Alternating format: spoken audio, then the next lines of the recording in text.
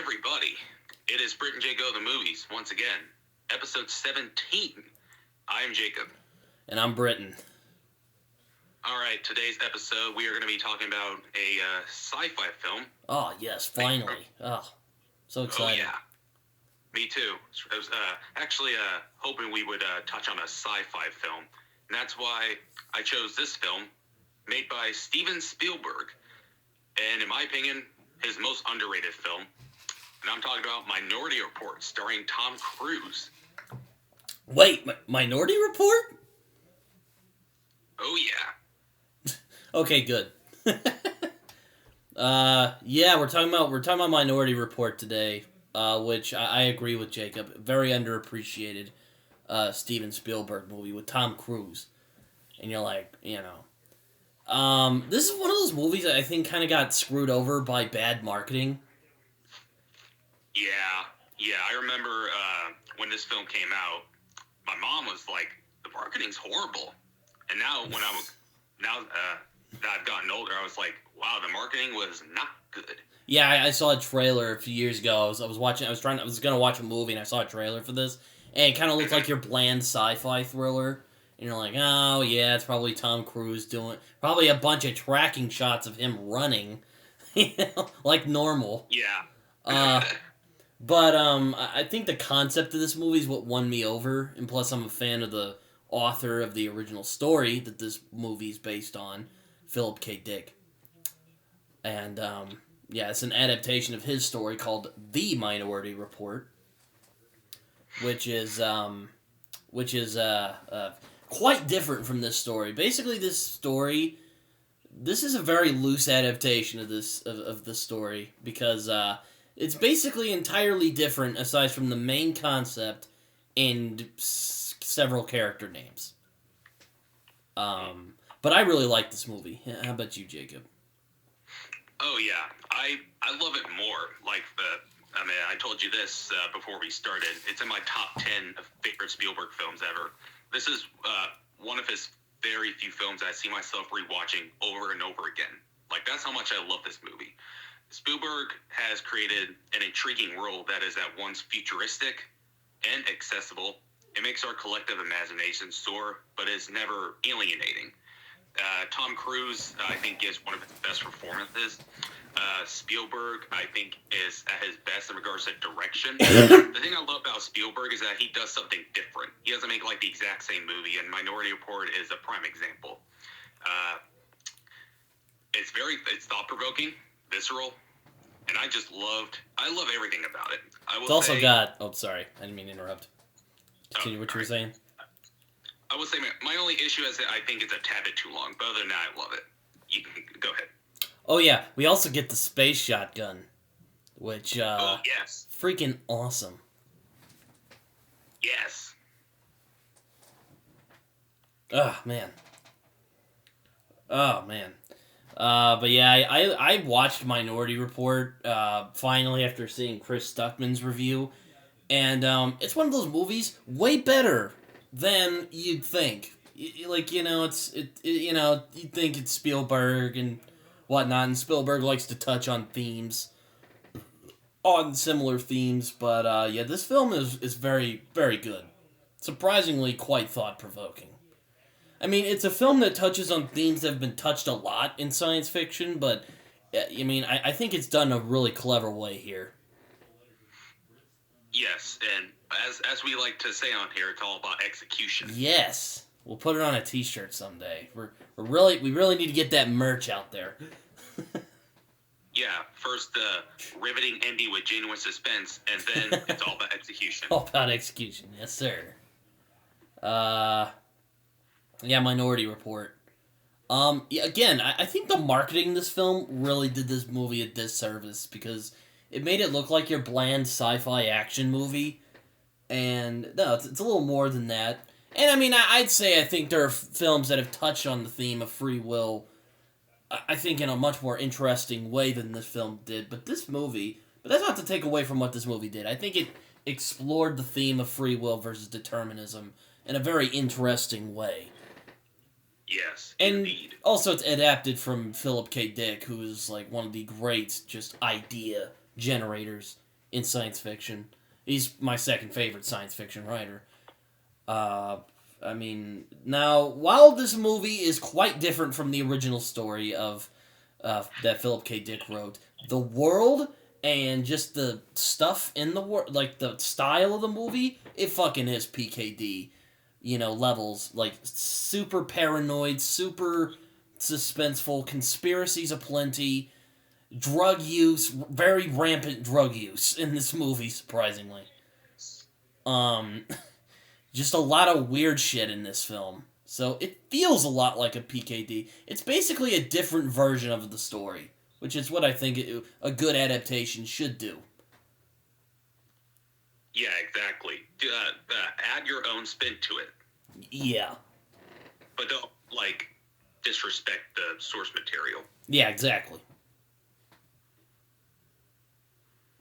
But yeah, funny you mentioned the marketing, because the marketing for Shang-Chi, I immediately thought Minority Report for in regards to bad marketing, where it just looks very bland and just basic. The only thing that got me that intrigued me about Minority Report was the concept and Spielberg as director. Mm-hmm. Other than that, it's this looks like your basic sci-fi film with Tom Cruise. He's probably going to be running a lot, as pretty usual. And there is running in this film. Don't worry, Tom Cruise fans. There is running.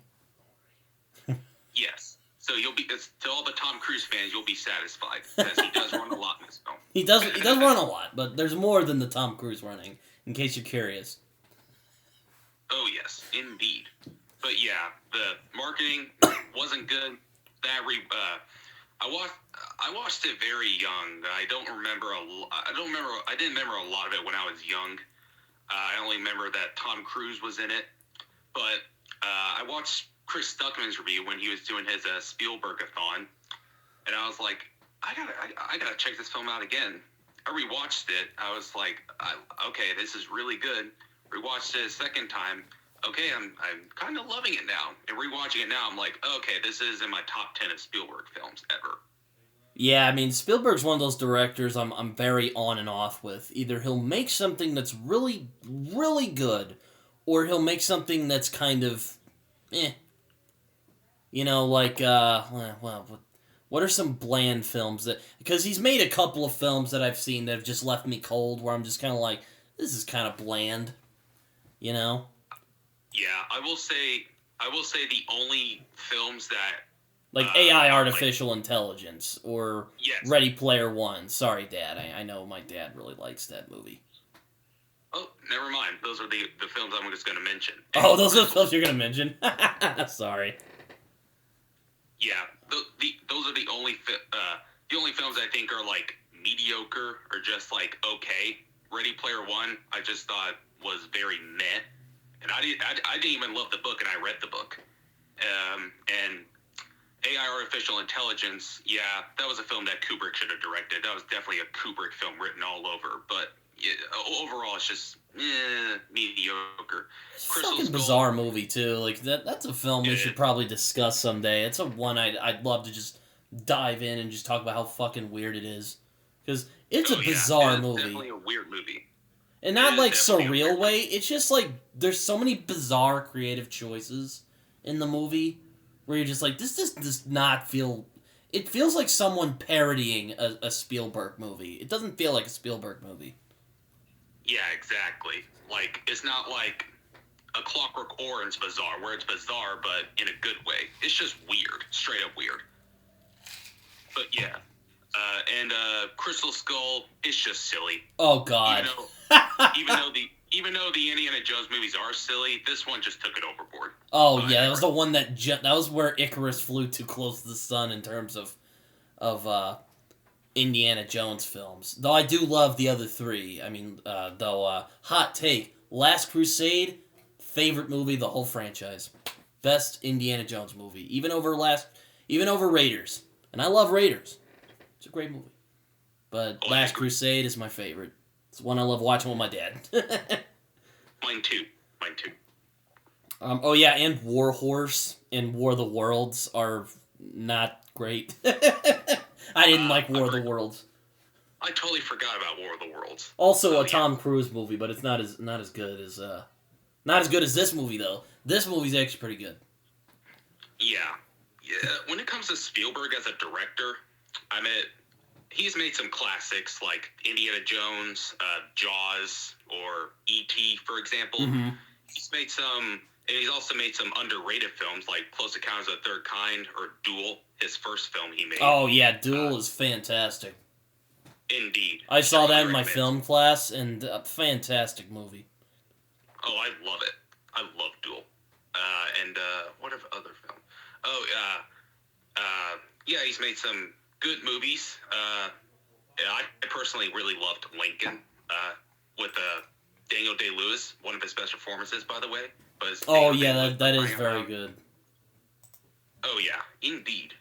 And, yeah, he's also made some meh films like Ready Player One, as we mentioned, and AI Artificial Intelligence. But, yeah, overall, I think he's a really good filmmaker. He's good at his job. Oh, yeah, Munich. If you've ever seen Munich, talk about generic and boring. Just talk about a dry historical film. I totally forgot that film. You forgot about Munich. Oh my god. Yeah. Like, that movie is so... It's not bad. It's just so dry. It's like, God, what is this movie? Yeah, it's just so bland and generic, as you said. I totally forgot about it. It's also dry as well. Also, the BFG. I saw that in theaters with my grandmother. Oh my god. I saw it once, never watched it again. Again, talk about cliched and just... Don't get me wrong, I like Spielberg's movies. He's made some of my favorite films ever, like the Indiana Jones movies and Jaws. Freaking love Jaws. You know? Oh, Saving Private Ryan, too. Saving Private Ryan. Great movies. And, 2002, though, good year for Spielberg. He made this movie, and he made Catch Me If You Can. Catch Me If You Can, which is another very good movie from him. Another underrated one. Oh, yes. Catch Me If You Can. I love that movie. Yeah, very, very good. Also, a great performance from Leo. Yeah, Leo. But yeah, Minority Report is a great film. Yeah, it is. I was looking at one of the... I was looking at something, damn it. Now I just forgot.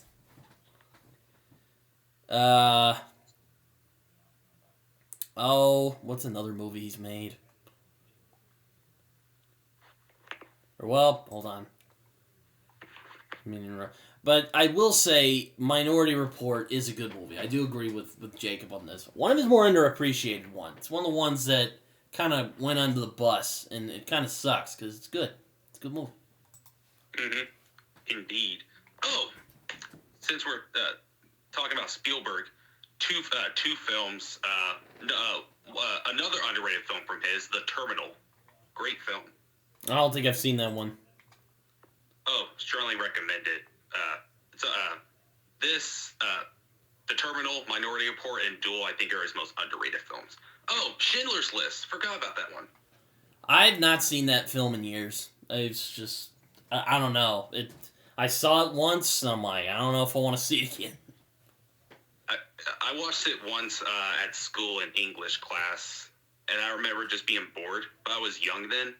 Maybe my opinion will change if I decide to rewatch it again. But yeah, another one, The Post. Another bland film from him. But yeah, I digress. Yeah, we've digressed a little bit here. But Minority Report, I think, is a good movie. I mean, you want to talk about good blockbuster entertainment. Also, we also got the shock shotgun, man. Yeah, one of the best weapons. Oh my god, that gun is amazing. I want to own that. Yeah, like when we do get to 2054, please make that. Yeah, it's like please make it. That'd be very nice. But yeah, Minority Report for our blurb thoughts. I really like it. I think it is one of Spielberg's very good features.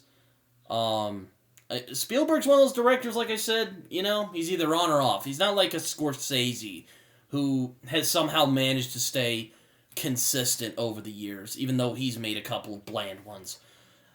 But, Spielberg, he hit the ball out of the park with this one. Indeed. This is another great film from him. I mean, before he has made some classics, as I said, like Jaws or Jurassic Park, for example. But this one, I say, is up there with those films for me personally. I just love it. Oh wow, that's some high praise. I love this movie. All right. I guess we should dive in. We've already rambled on for almost 20 minutes. Okay, so this movie takes place in 2054, which I have this weird knack where I like to think how old I'll be when the events of these movies take place, if it'll be in some time where I'm alive. I'd be 53 if this were happening. I'd be 53 too. Oh, we'd both be 53. Oh man, I'll be like, I look like my dad. But really, I think the strongest part of this movie is the concept of this movie. Oh, absolutely. As I said, the only thing that got me intrigued by the film when it was released was the concept. I thought the concept was genius. Yeah, I mean, again, Philip K. Dick, dude, talk about a mad genius. Like, he's fucking crazy. Like, if you've ever seen any of his, he's inspired films like Blade Runner, which is, God, I don't even want to talk about Blade Runner right now. That's a whole other subject for a different time. This one, he inspired The Adjustment Bureau, which I've heard is actually pretty good. I haven't seen it. I haven't seen it either. Oh, I heard it's good, though. What else has he inspired? A Scanner Darkly, which is another underrated as fuck movie. Watch it. Like, if you want, it's also the best Philip K. Dick adaptation. Like, if you want to look at his style, watch A Scanner Darkly. Like, it's literally one of his books brought to life. And it's incredible. But I'm getting off on a tangent again. Minority Report. Love the concept of this movie. And you know me, I'm a big sucker for strong concepts, which is why I decided to sit and watch this movie. Oh, yeah. I love, these high concept ideas. Those are the kind of concepts in films that inspire me to be a filmmaker. Yeah, it's one of those things that reminds me why I love movies, and why I love stories in general, because you can just do crazy shit like this and get away with it. Yes. But the movie, I think doesn't it start with the kid on the merry-go-round, or is that a little later? Oh, that's a little later.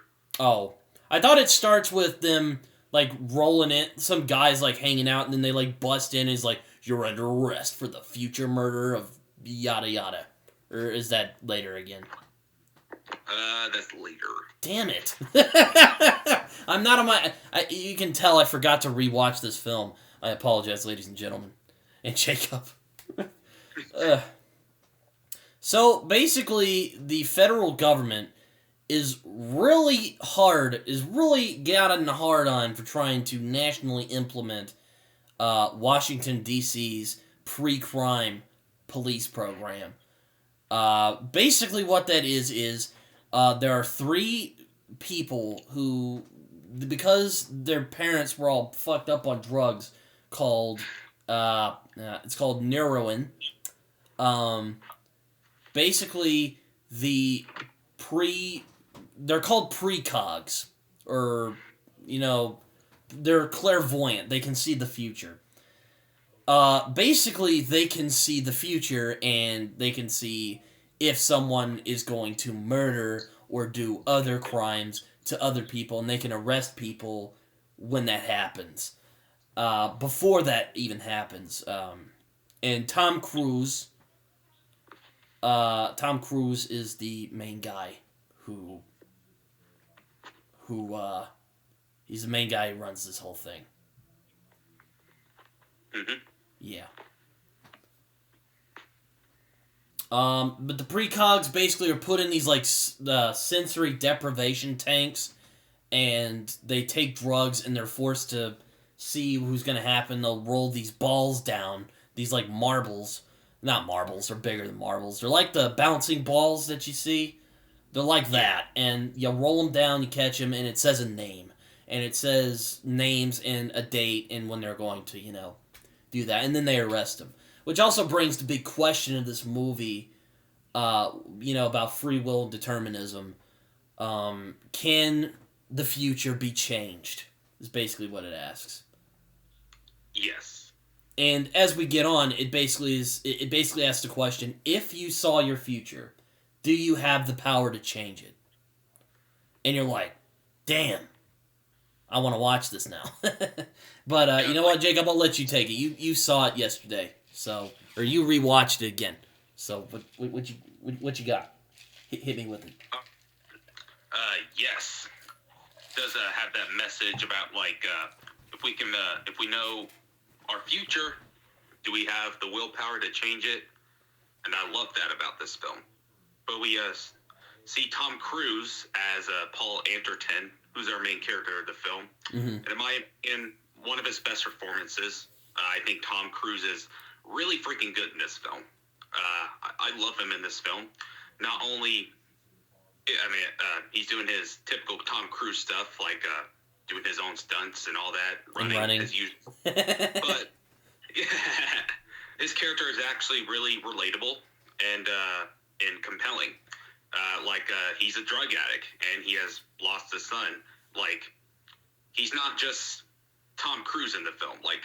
He's actually a character, and I love that about it.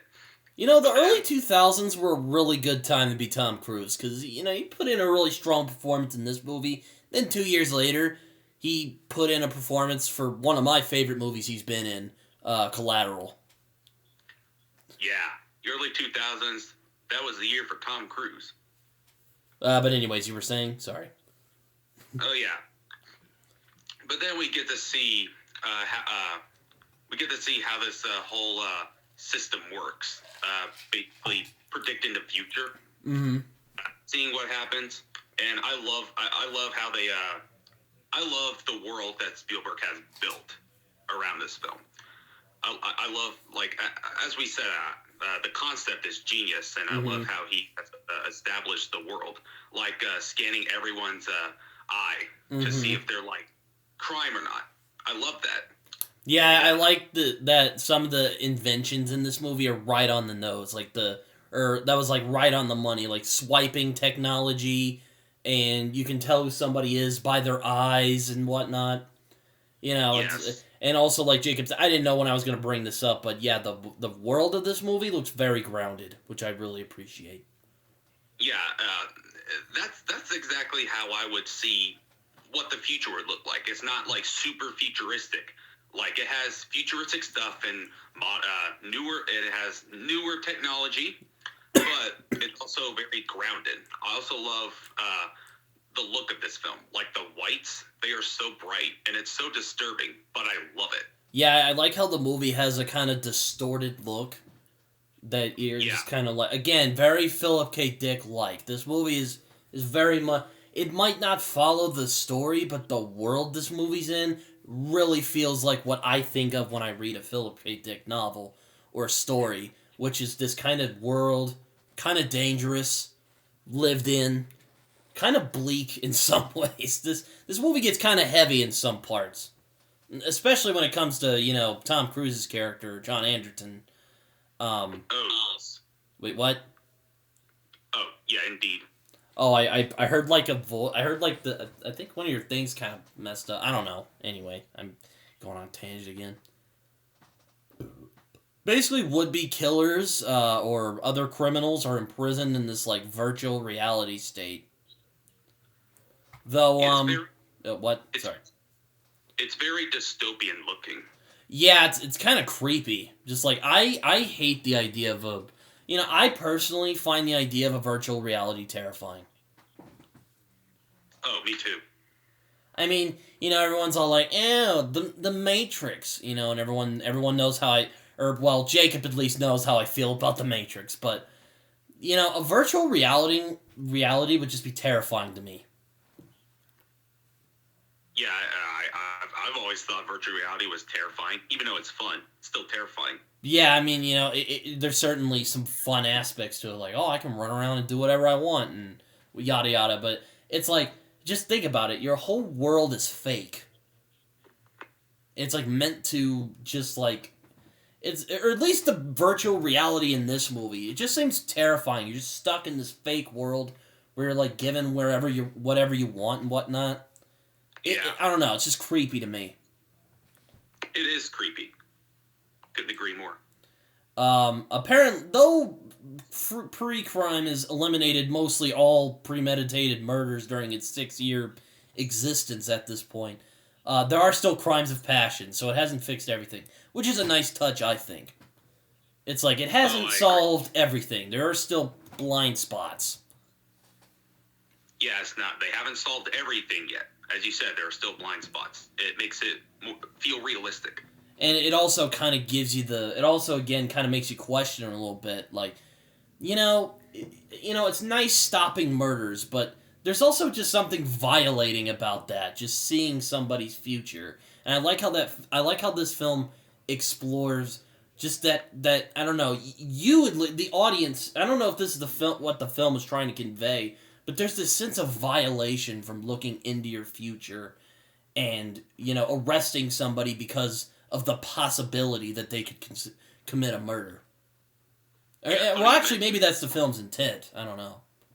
Oh, the funny you mentioned that. That's exactly what I thought when I rewatched it. I was like, okay, they can predict the future and see what crimes can happen before they actually happen. Isn't that? I was like, okay, that's a bit violating someone's personal privacy, but it has you thinking, like, is it gonna happen really, or are we just assuming it's gonna happen? Yeah, exactly. It's like, is this even right? Like, is this even like a moral thing to do? Like, I think that's one of the driving forces of the whole movie, is like, is it right to have pre-crime when they haven't even committed them yet and they could change it? And it doesn't mean time. It's like, time doesn't have to be linear. I don't know. That's just a headcanon for me. Oh yeah. And I think that is one of the intents of the film, is to make you question if this is right. Yeah, if this is right, or if it's the right thing to do, if it's a good idea, or if it's not a good idea. It's just straight up violating. Yeah, and I like how the film doesn't, like, spoon feed you the answer. It's, Spielberg, I have my issues with his films, but, he is clever enough a filmmaker and storyteller to know that, sometimes questioning things is a lot more interesting than having everything answered. Indeed. And this film is really relevant. Like, this film was way ahead of its time. Oh, yeah.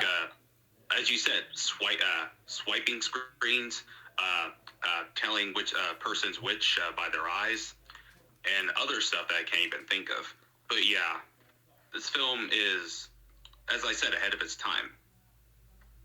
Yeah, I mean, it's a great, like, it's like, that's the cool part of this concept, is that they really thought about it when they made this movie. Like, Spielberg and the people who wrote this movie are like, okay, like, how would this work?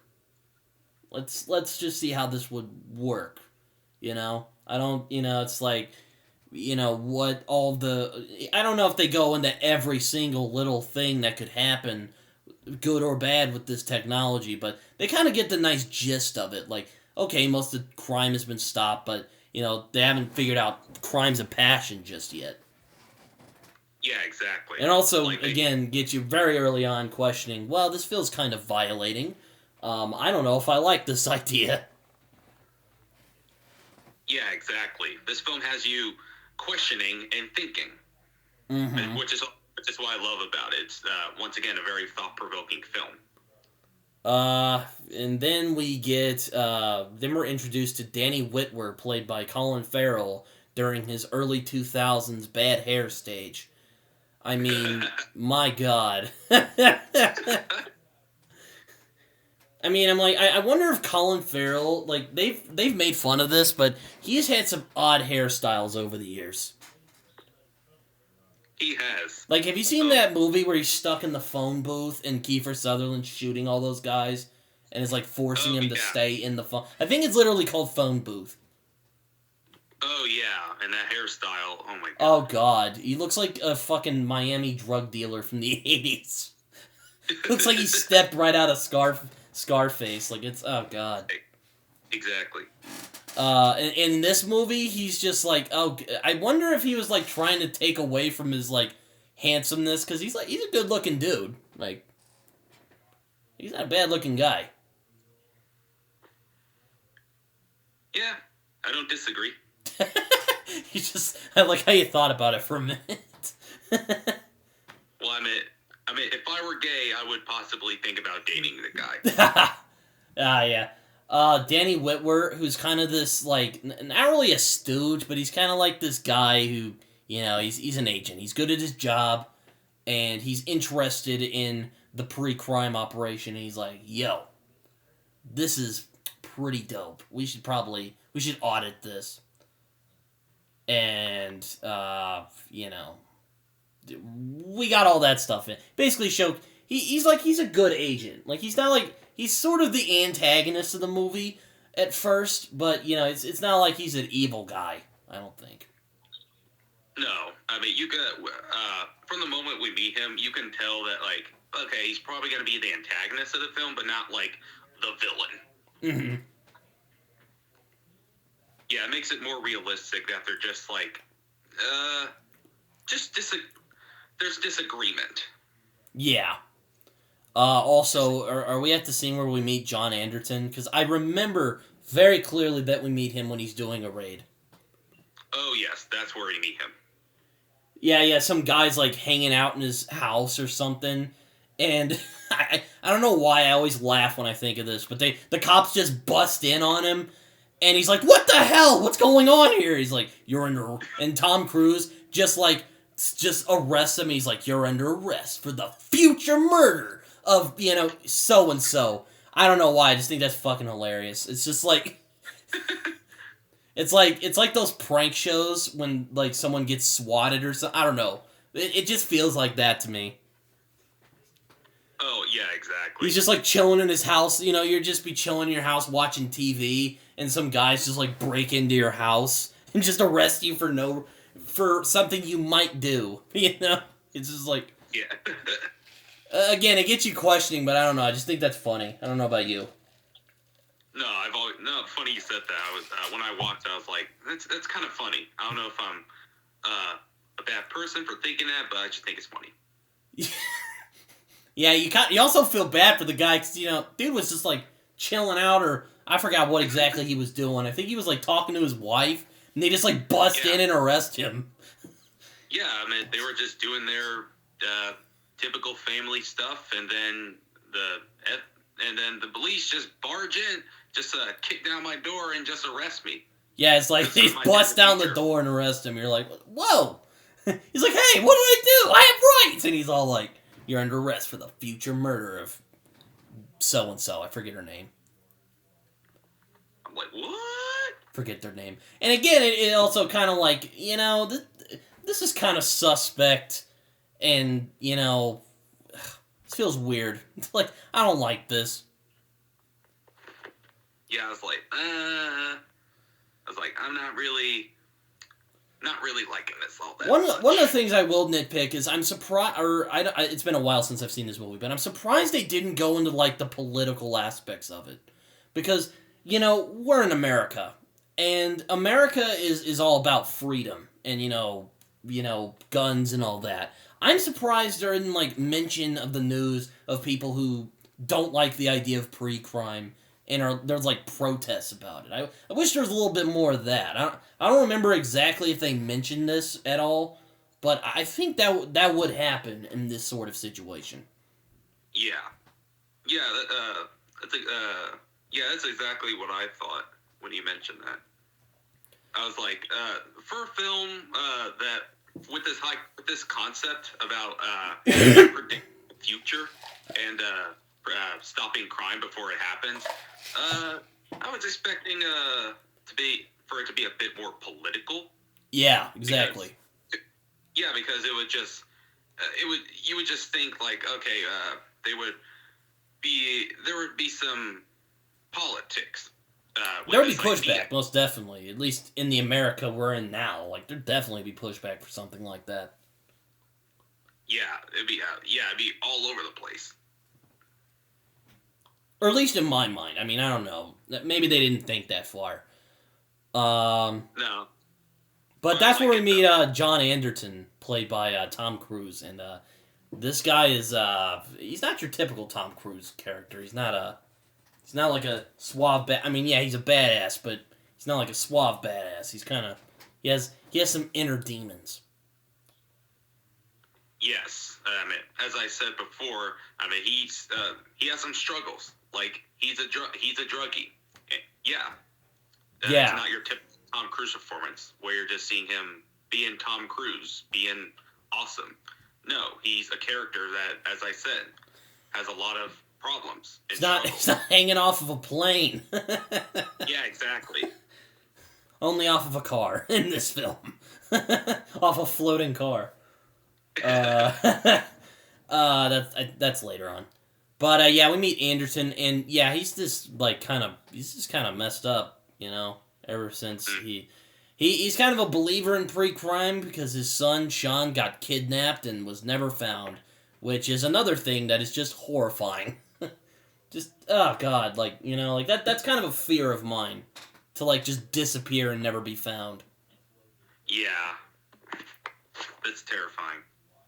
Yeah, but you know, that messed up Tom Cruise, and Anderton's he's basically lost all interest in life. He's depressed. He's withdrawn. He's taken like these drugs by like inhaling like asthma. It's really, I always think of, you know, an asthmatic like, you know, breathing in the what the fuck is that thing called? An inhaler. He uses an inhaler to take his drugs. I don't know. It's another thing I just think is funny. Oh yeah, use an inhaler to take your drugs. Yeah, his wife is fucking like done with his shit and leaves him. Yeah, he's having a rough go at it at the moment. Yeah, I love the fact that Spielberg made this a grounded world and also made our characters grounded. Yeah.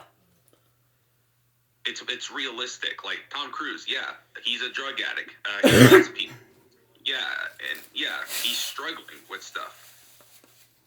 Yeah, I mean, it's pretty, it's kind of, you feel bad for this guy instantly. You're just like, man, this sucks.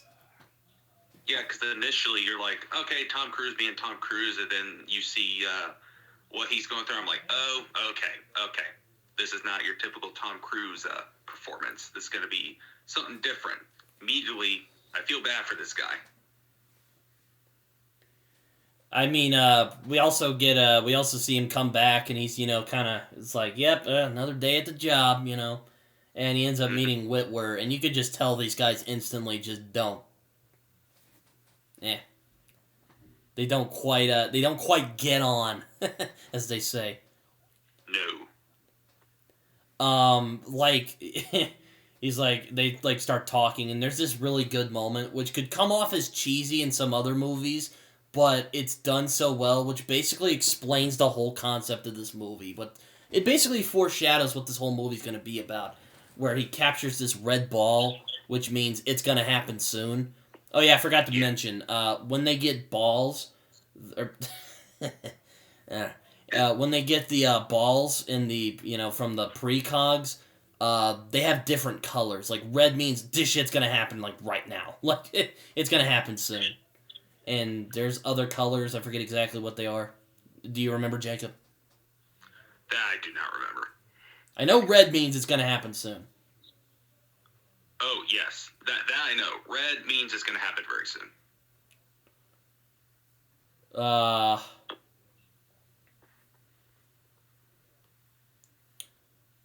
But anyway, there's a really good scene where our boy Tom Cruise gets one of the balls and he like rolls it over to Whitwer, and he's all like, "Ha, you caught it!" And he's like, "Yeah." And he's like, "Why is that?" It's like, because it was gonna fall." He's like, "But it didn't, because you caught it." And then he's all like, "Well, I prevented it from." But he's like, "Well, I prevented it from falling." He's like, "Yeah, but it would have fallen either or if he hadn't have caught it." So yeah. I'm saying it bad. I'm saying it badly, but the whole point is that they're arguing about free will. And it's not like this corny. It's not like they're spelling it out to you without like being all matrixy where they just explain everything, and it's really annoying. Yeah, funny you mentioned that when they were discussing like the ball was going to fall, but you don't know that. It could have just fell, but I grabbed it though. That had me thinking already. Just thinking about like the message this film was aiming for, free will, as we discussed. It's like, does free will even exist in this world where they can determine when crimes could be committed? Yeah, it's like, do we have free will anymore since basically we're predicting what's going to happen before it happens? I always think that scene just makes me think of the meme where the guy looks like Eddie Murphy's like tapping his head like, I know. But yeah, so yeah, they don't get along at all. They're just kind of like, oh yeah, he's fucking yuppie guy trying to tell us what to do, and Whitwer's like, this fucking Tom Cruise guy, he's way more handsome than me. I don't like this. He's like, dude's in his 40s. He is way more handsomer than me. That doesn't make any sense. I don't like this guy. Or I don't know how old he was when he made this movie. But, yeah, this film is, but, yeah, I like how taut this film is. It gets the ball rolling, man. Yeah, it's so fast-paced. Oh, yeah. Like, you know what the concept is, and you know what the world, what world this is. What world has Spielberg has built. Has made, and I love that about it. Yeah.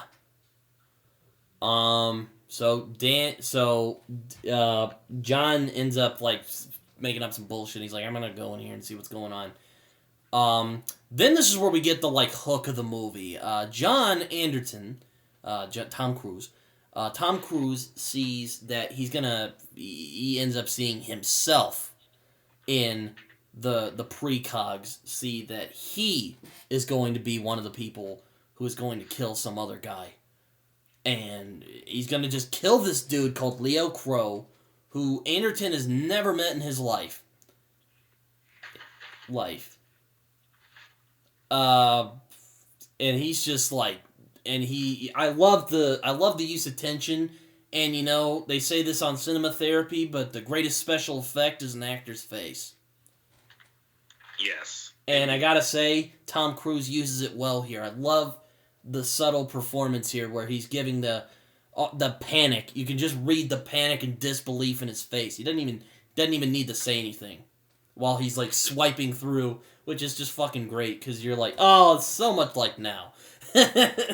Man, they were right on the money with that technology. Right on the money. But, yeah, he's all like, what the fuck? Who's this guy? I've never even known this dude. I'm not gonna murder somebody. This sucks. I don't want to kill a dude. No. He's like, I don't want to kill a guy. Like, Anderton, his whole arc throughout the movie is that really he kind of operates that he didn't really care all that much anymore.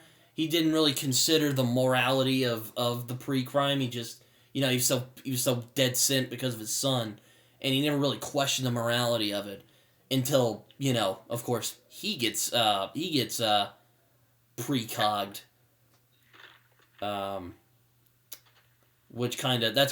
This is the beginning of his arc, basically. Yeah. And he's like, what the fuck? I don't even know this dude. Like, this is bullshit. I don't want to get arrested. And then he's all like, oh yeah, oh yes, okay. But he doesn't really do that. It's not like a joke. Jacob, you want to take it from here? Yeah. John sees that he's gonna kill somebody that he hasn't even met or doesn't even know, and he's just in disbelief right now. And he's trying to figure out how to stop this from happening. When the ball comes through, Whitworth tries to get Whitworth. He's like, I got it. Then Thomas like, nah, just let me. I'll handle this. You just do your thing. And then one of the workers, he sees what John Anderton is going to do, and then he tells him, and then he says to him, I like you a lot, so I'm going to give you a head start, basically, to get out of here. Oh, yeah. Isn't it the part where he, like, throws him up against the elevator or whatever, and he, like, pulls out that little thing? Oh, yes. That's it, yeah. He's like, haha, checkmate, or whatever. I forget exactly what he says. Yeah. He runs into Colin Farrell's character in the elevator. And then John is like, you set me up. Yeah, I love how Whitworth's just like, I don't know what the fuck you're talking about. I didn't see this. Yeah, he's just like, I don't know what you're talking about. He's like, don't play coy with me. And he's all like, I'm not. I think this is a scene where he ends up, like, running off, and he jumps on that car, which is sadly not as crazy as when he flung off the plane from Mission Impossible 6. Again, I have no fucking clue how he survived that. But, I think this is the part where he hangs off the car. Am I right? Am I right here? Oh, yes. You are right. Right. I forget. Isn't it like an elevator type of thing? Because I thought the cars in this were like normal cars. Because again, they kind of combine the future and the present. Yeah, it's both the future and the present. It's elevator-like, but they're still cars. Yeah, it's kind of weird. Yeah, it is. Anyway, so he jumps on the car, and Whitworth's like, I forget if he's all like, get him, or if he's just like, oh, I don't fucking know what's going on. Or does he start chasing him here? Yes, this is where they start chasing him down. Oh, yeah, isn't this the part where we get the sonic shotgun, or is that later? Oh, that's later on. Oh, okay, I was about to say, bro, that's probably my favorite scene of this whole movie. He just goes around and go bloop, and it's just like he flies across. Okay, that's later. But anyways, so our boy's just like, all right, I'm getting out of here. And this is where we get the big mystery. Like, okay, why is Anderton's name in there, and what's going on here?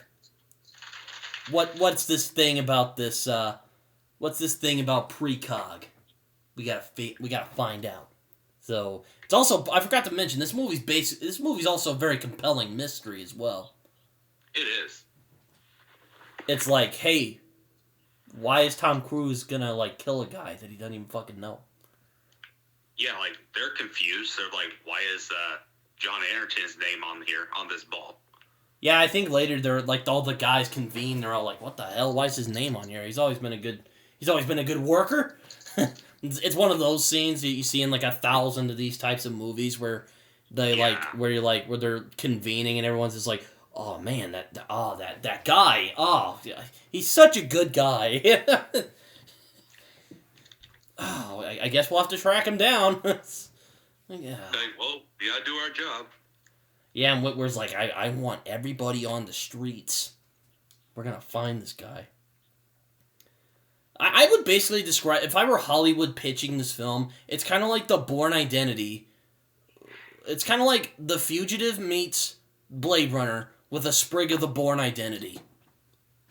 Yeah, yes, exactly.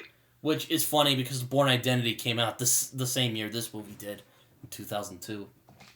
I wouldn't be surprised if the Minority Report took inspiration from Bourne Identity. Yeah, Spielberg just was walking across the other studio, and they saw they were filming the Bourne Identity, and he's like, perfect! And he ran back to go. He ran back to. He's like, guys, this movie looks awesome. We gotta do this. Yes, we gotta make it the Bourne Identity with Blade Runner and The Fugitive all in one. I mean, definitely the Blade Runner inspiration comes in through the world. Again, the world looks very... I mean, I wouldn't say grim and gritty, but it's grounded. Another G word. I think that G word is better than those other G words, so grounded is a good word. Yes, it's very grounded. We know we're in the future, but it's not as I said, super futuristic, where everything is futuristic looking and everything's just so cool and modern looking. No, it's still grounded. While I will say the CG looks a little dated nowadays, I do like how Spielberg and the gang managed to combine CG and practical effects. They did it quite nicely. Oh, I agree. For the most part, the CGI has held up pretty well. But that's my just a little issue I have. I don't take points off of it. Yeah, I agree. Some of the CGI doesn't really hold up, but for the most part, CGI pretty good. Pretty good. Oh man. So yeah, Anderson basically he fucking runs off and he does the Tom Cruise run again. There's a lot of that, and there. Trust me, if you do like Tom Cruise run, there is a lot of that in this movie. Oh yes, to all the Tom Cruise fans out there, you'll be satisfied. So he runs around for a little bit, and he decides, I'm gonna try and find the pre-crime founder, Iris Heineman, played by Lois Smith, and she's this lady who lives out in the country, basically. Mm-hmm. Yeah. So Anderson does some stuff. Is there some scenes we should talk about before he tracks down Iris Heineman? Oh yes. One little scene that I forgot about. Way before John Anderson finds out I'm gonna kill somebody. We see him. This is the first time we see him as a drug addict. He's at home, and we also this is where you get to know that he has lost his son because he plays these videos and he pretends they're real, he's with his son at the beach and he's with his wife and everything seems to be going fine. And you can tell that he's really struggling. He's a drug addict, but at the same time, he uses that to cope with the loss of his son and the difficulties with his wife, and I love that.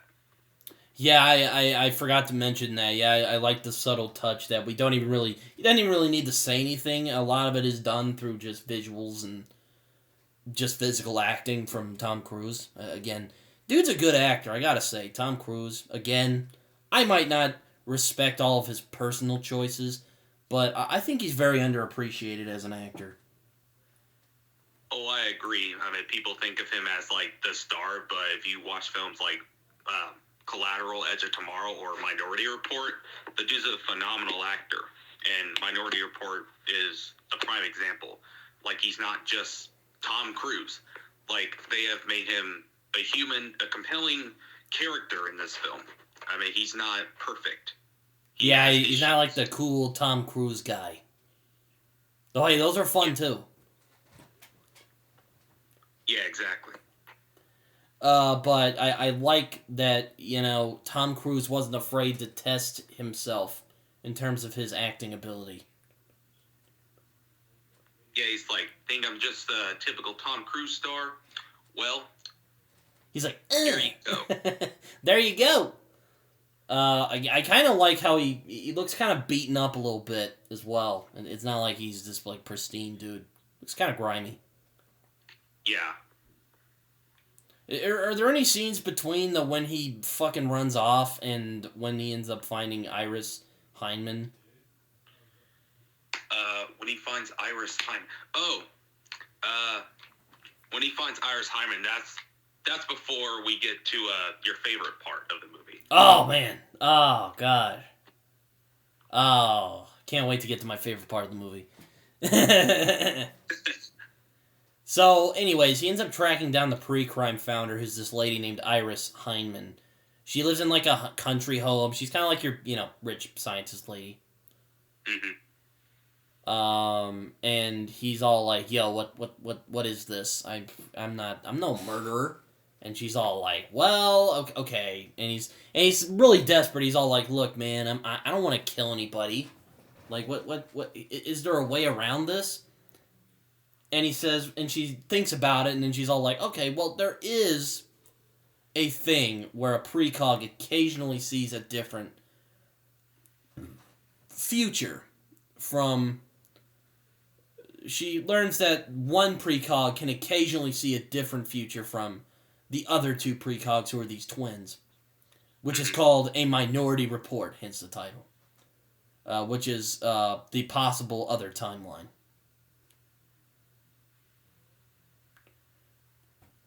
Again, it showcases Spielberg's ability to give exposition without being boring. I've always admired that about him. All the movie, I've criticized Spielberg a couple of times, but I will say he is really exceptional at giving expositional dialogue without it seeming boring or super forced. Yeah, or being just like so obvious exposition. Like, okay, this exposition we know. No, he does it in a once again, execution. The execution of the exposition is handled really well. It's not the fucking Matrix, I'll put it that way. It's just like where they're just overly explaining everything. And, again, I don't fucking like the Matrix. So I'm sorry, Jacob. I know you like the Matrix. Oh, yeah. Only the first one, but to be honest, I'm not a big Matrix fan, but I digress. But yeah, again, I've always liked, even in the original Indiana Jones movies, like, you can definitely tell he's kind of going back to Indiana Jones type of thing, where he's just where he is able to give exposition without coming off as forced, which is nice, as somebody who hates being spoon-fed information by very tedious expositional dialogue. Yeah, I hate that. I hate it. Oh man, I don't want to go on a rant because I like this movie, but and they're doing a thing. But come on, guys in Hollywood, take notes from this movie. Take notes from Spielberg. Stop with the dumb expositional dialogue. Don't do that. If you are, do it like how this film does it. Yeah, exactly. In a clever way.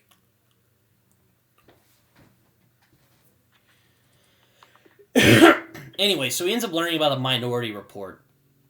But these discrepancies, these Minority Reports, they end up getting reviewed and they get purged from the official record as the group precognition agreement is, as the precogs are the foundation of the pre-crime bylaws. I'm reading this off of Wikipedia, by the way, so, you're using big words, Britton. That's why. Basically, in dummy speak, if they end up seeing the other timelines, it'll fuck up everything. If people saw the possibility that people can change their futures, it would just completely discredit pre-crime, which kind of becomes the main point of this movie, or becomes the main conflict of the movie. Yes. Is Tom Cruise attempting to expose that pre-crime is this kind of fake thing. Now, I could make criticisms. I wish they went a little deeper with that. But again, I think in this movie, they did a good enough job exploring the themes of that particular theme.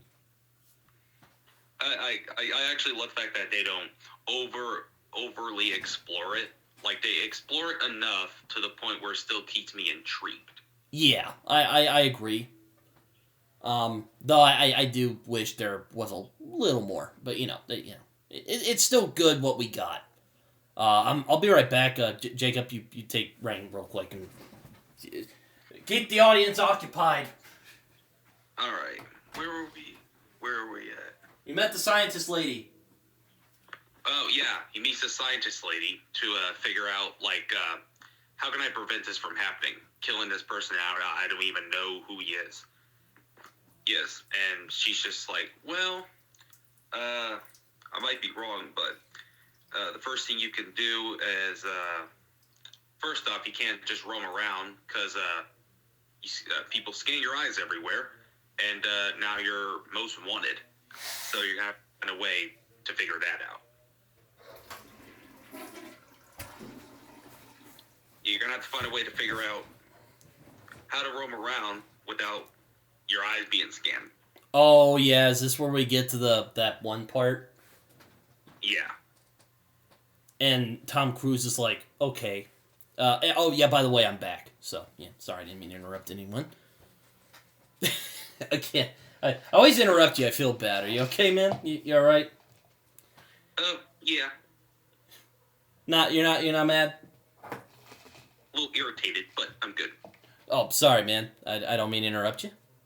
Not irritated, but sometimes a bit frustrated, but I digress. Oh, all right. But you're good, man. Now I feel bad. No, you're good. Okay. I mean, it's hard to not interrupt because we're talking on voice call. Yeah, we can't see each other. Yeah, exactly. But anyways, I'll let you keep the ground floor. Okay. I might be wrong because I forgot bits and parts of this where he meets the lady. He's like, okay, how do I prevent this from happening? And she's like, first off, can't just go roaming around because they scan your eyes everywhere you go. And so you're going to have to find a way to handle that, figure that out. And he's like, oh, yeah, I got to figure that out first. And that's where meets this guy to figure out the whole eye situation. And then he's like, basically, I'm going to have to replace your eyes out with different eyes. Oh, God. That scene freaks me out. I don't know why. But no, it gives me chills. Yeah, he meets this doctor guy, played by Peter Stormare. You might know him from Fargo. He played the other thug that wasn't Steve Buscemi. Yeah, this part is fucking creepy. And then we get the fucking creepy dog eyes. Tom Cruise. Yeah, no, that's one of the things that just, oh god, every time I look at it, I just get maybe that was the intent. Maybe Steven Spielberg was trying to put some body horror in there. But every time I look at those freaking dog eyes, I just get free. I just, it's hard to look at him. Yeah, my body tightens up a bit, actually, seeing that. Yeah, and it also goes wrong because the guy, it's revealed that Anderton put this dude away for some crime he did in the past, and you start thinking shit, is he gonna fuck with him? And then he's like, oh no, it's just business. Let's get on with it. Mm-hmm. Very visceral imagery in this scene. Yes. Once again, the cinematography, I'm a sucker for cinematography. The cinematography in this scene in particular, phenomenal. Oh, yeah, it's super visceral. It's almost like a Saw movie in some part. He puts, this thing in his eye, and you're just like, yeah. Ugh. Yeah, it is very Saw-like, which is, I love that, though. I love that. It adds to the suspense and creepiness of the scene. Yeah, he ends up giving him, these freaking weird puppy dog eyes, and it's like, oh, God, I'm not letting that go, man. No, I don't care. I'll just let them take me in. I'm not getting my eyeballs replaced. Yeah, I'd be like, you know what? Guys. I give up. I'm like, it's like, take me under. Like, nope, screw that. Just take me in already. I'm not doing this. I come this far. Yeah. Wait, is this before or after the Sonic shotgun scene? We were yeah, we did not mention the Sonic shotgun. That was, before he met the lady. Oh, dang it. Okay. My favorite scene of this movie, let's just get this over real quick, is the fight scene with this thing called the Sonic shotgun. I have to say, what do you think of this, Jacob? Oh, first off, the Sonic shotgun, one of my favorite weapons ever in film. Oh, it's awesome. Fucking awesome. Oh, yes, indeed it is awesome. I also just love the little sound it makes. It's just like bloop, and it just like flings the guy across the barrels. I love it. It's so good. Well choreographed as well. Oh yeah, this whole chase and action, this whole action fight, this whole chase scene, basically, I love it. I mean, it's well choreographed, well edited, and also John Williams' score for this. Ooh. Oh, I forgot he did the score for this movie. Oh yes, his score is really good in this too, especially when it comes to the chase scenes. Oh boy, so good. Oh, I would say that this is one of his most underrated scores. Oh yes, I mean I love the. I mean, it's peak Spielberg at this part of the movie where it's a classic Spielberg action scene where he just amps the tension and suspense of the scene while not losing the action and making it look cool. Yes, and I love this scene.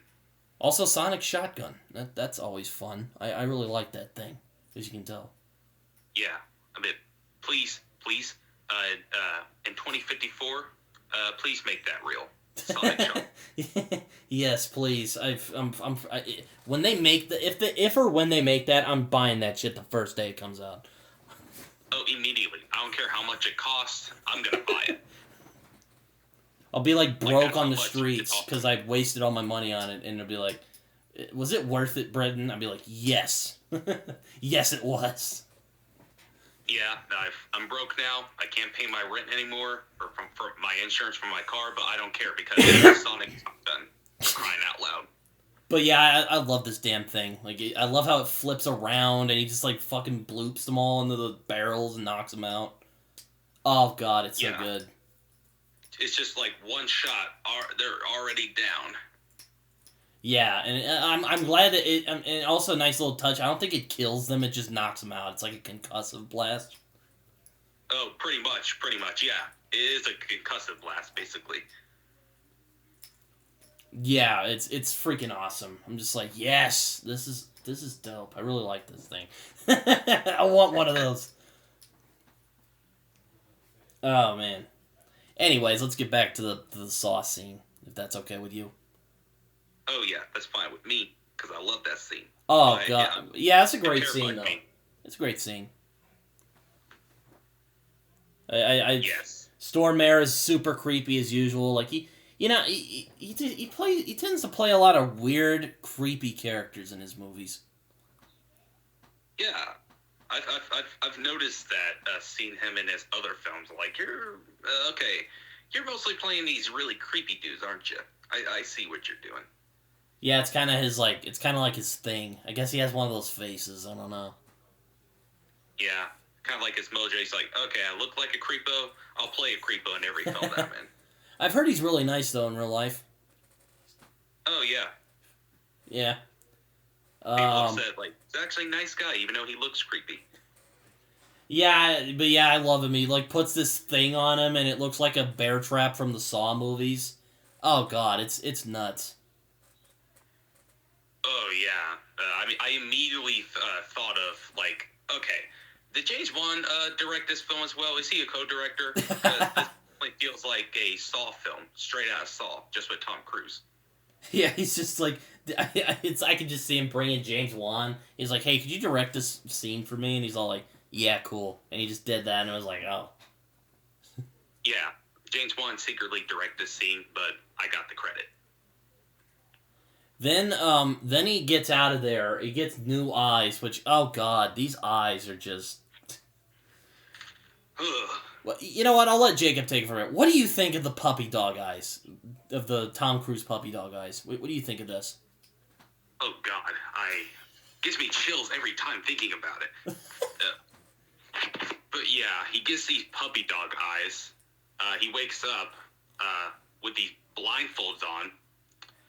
And then, and another disturbing thing, coming from a person who has a wheezy stomach, he accidentally grabs, like, the bad food. Like, he drinks he drinks expired milk. Ooh, yeah, I forgot about that. Ooh. Yeah. Ugh. Then he eats, like, an expired sandwich as well. Ooh. And I'm like, ugh. Like, damn. Like, ugh. I'm like, okay, this is straight up Saw, basically. This is a Saw movie. Oh, the bad food. Oh, it's Saw. It's... I was like, okay, Spielberg, okay. I have a wheezy stomach. You're gonna make me throw up. If the puppy dog eyes, like, wasn't enough. They creep me out, man. I don't know. Maybe that was the point. I don't know. Or maybe the CGI just wasn't there yet, but... Or maybe he was just, like, wearing these really weird contacts, but I don't know. I just do not like the eyes. No, as I said, it gives me chills every time. Like, I mean, they make sense. They're narratively explained, and I get why. Like, it's necessary. It's not like a dumb thing in the movie, but I don't know. I just get ominous vibes when I look at them. oh yeah, it makes sense. Like, and you would have to replace your eyes out, because if you're wanted, you would have to replace your eyes. You can't just wear a blindfold everywhere because you wouldn't see anything. Like, they scan your eyes everywhere, so the only thing you have to do is find this creepy ass doctor and get your eyeballs replaced. Yeah, I mean, it's also a nice touch. It's illegal, so... Which, yeah, this seems like something that would be illegal in this world. Oh yeah. Also a little hint of drug dealing, basically. Eyeball dealing, basically. Oh yeah. There's, like, drug dealing, and, like... I think he gives him some of that, like, stuff he takes, the Narrowin. Oh, yes. He's like, yeah, you might want to take this for the eyeballs. He's like, thanks. Mm-hmm. Definitely, we'll use them later. Thank you.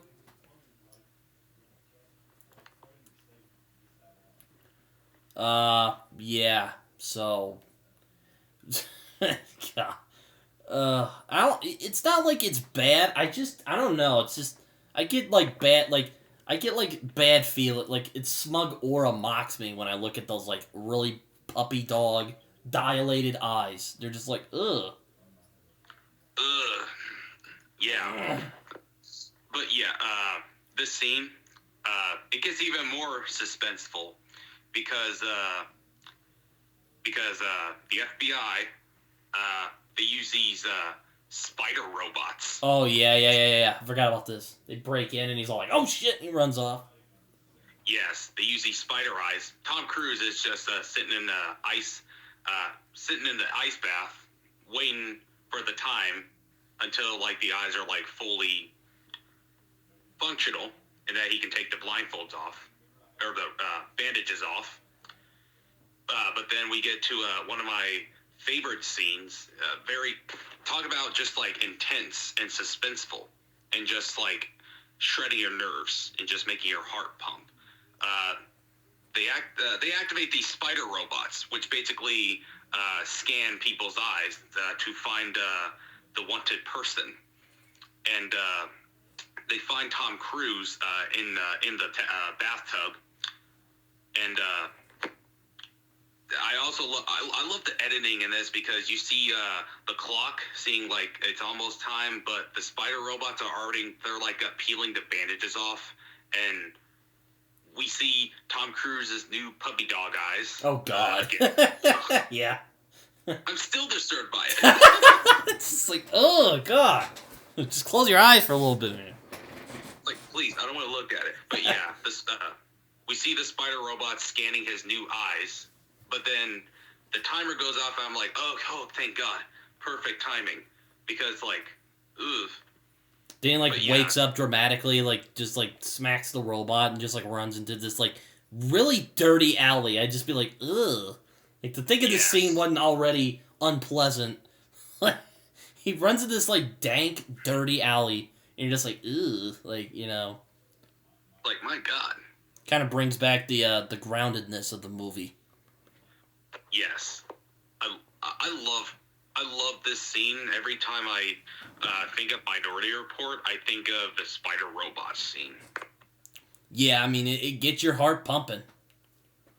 Yeah, and once again, it feels like I'm watching a Saw film, except not as gory.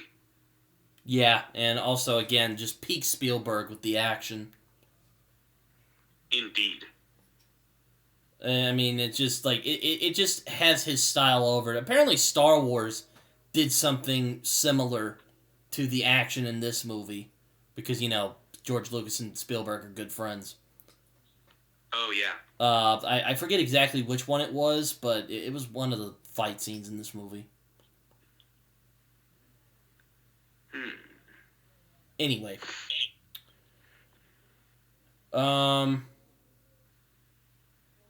So, after the chase scene, our boy ends up, Oh, yeah, I forgot to mention, even though it's purged, there is a backup copy that's retained in the mind of the precog who, you know, generated the thought of what happened, the other timelines. So, Anderton decides to, he's gonna break her the fuck out of there, basically. He's gonna break one of them out. Another very intense scene where he just fucking breaks in and just... Again, he just blows up the place and ends up returning to the pre-crime, and he kidnaps this woman named Agatha, who's one of the precogs. Oh, yeah. And apparently, according to Dr. Heinemann, she's the most powerful one out of all of the precogs. And that's why Tom Cruise is like, I'm going to get this precog then. It's the most powerful. I feel bad for the twins. He's like, yo, fuck you two. I'm taking this chick here. Yeah, you two are worthless. Yeah, and she's played by Samantha Morton, who I know from The Walking Dead. She played Alpha in The Walking Dead. Oh, yes. Knew I recognized her from somewhere. I know she was in some other things, but I forget now. Well, let me look, actually. She was in another movie called Under the Skin. That is not the one we love. Oh, okay. What else was she in?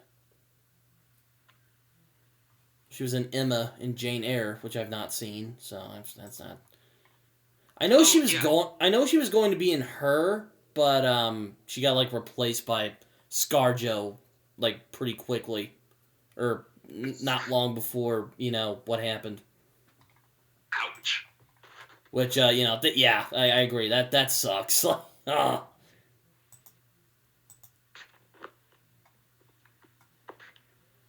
Anyway.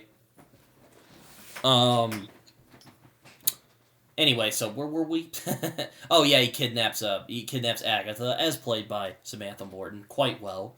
And you instantly feel bad for this woman, because basically she's just been exploited for this ability that she's had her whole life, and it's kind of fucked up. Yeah, it makes me feel icky inside, like they did this to this person. Yeah, it's pretty messed up.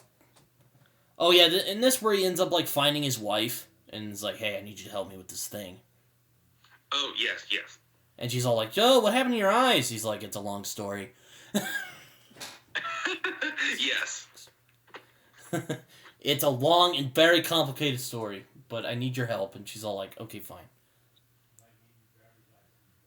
I guess she likes Tom Cruise still. I don't know. I forget who she's played by. Hold on, let me look here. Kathryn Morris. She's very good in this. Yes. Like her.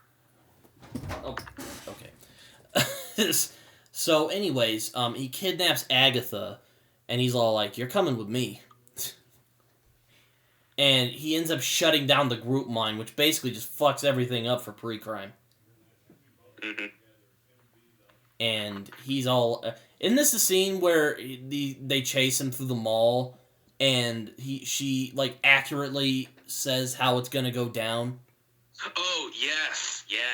That's another great scene that I really like, where they're in the mall, and they, hide behind the dude with the balloons, and she says exactly what's gonna happen. Really good scene. Just the intensity of that scene is insane. Yes, ingenious. Another one of my favorite scenes where she's just explaining how it's gonna happen, and Tom Cruise uses that to his advantage to get away from them. I love it.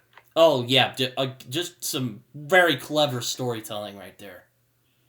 Yeah, very clever, Spielberg. Oh very man, clever. Spielberg and the guys who wrote this, pat yourselves on the back. That was a great moment. Just excellent storytelling. Yes. To the writer, Spielberg, this scene, clever, intense, suspenseful. It's just a great scene. Another one of my favorite scenes in the film. Anderton's just like, okay, we gotta go find this dude. So, Anderton and Agatha end up tracking down this guy named Leo Crow, whoever the fuck this dude is, to a hotel room. And, this dude's kind of sus. As the kids like to say. Oh, yes. I would agree. He is very sus. He has pictures of children, all over his house, and, okay, this guy's weird. I don't like this. This seems off. Yeah, I would not be associated with him if I were Anderton. Yeah. But he doesn't really have much of a choice, I guess. Or does he? Yeah, I'm pretty much forced to deal with this creepo. Yeah, so Anderton kind of looks around and is like, yeah, this dude seems a little sus. And then he ends up seeing a picture of his kid who got kidnapped. And he's like, oh, fuck. Which, this is another one of my favorite scenes of the movie, where he actually confronts the guy.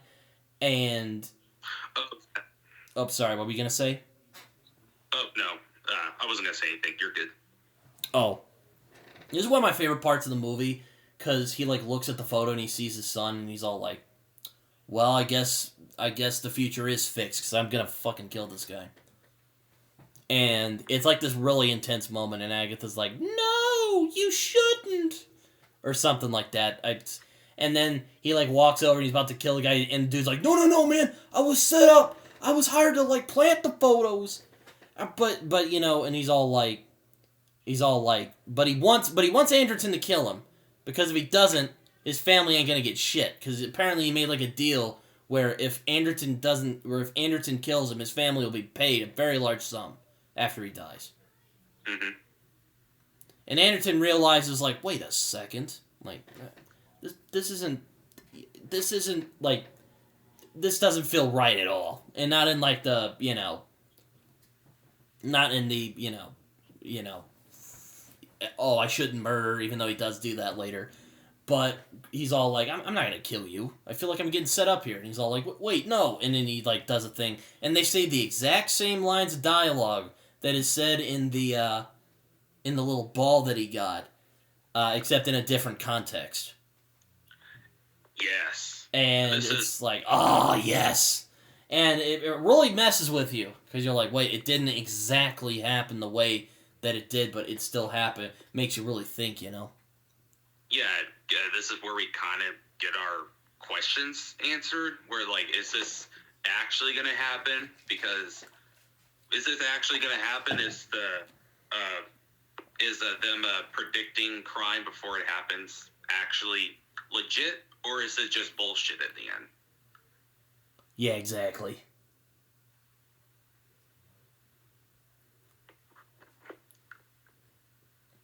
But Crow just starts, like, trying to be like, please kill me. I don't have anything.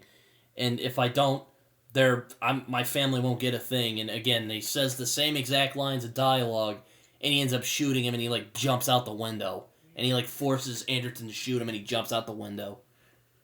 And then Anderton, like, you can tell it just messes with him. Yeah. Just like, I was trying to prevent this from happening, and it happened anyway. Mm-hmm.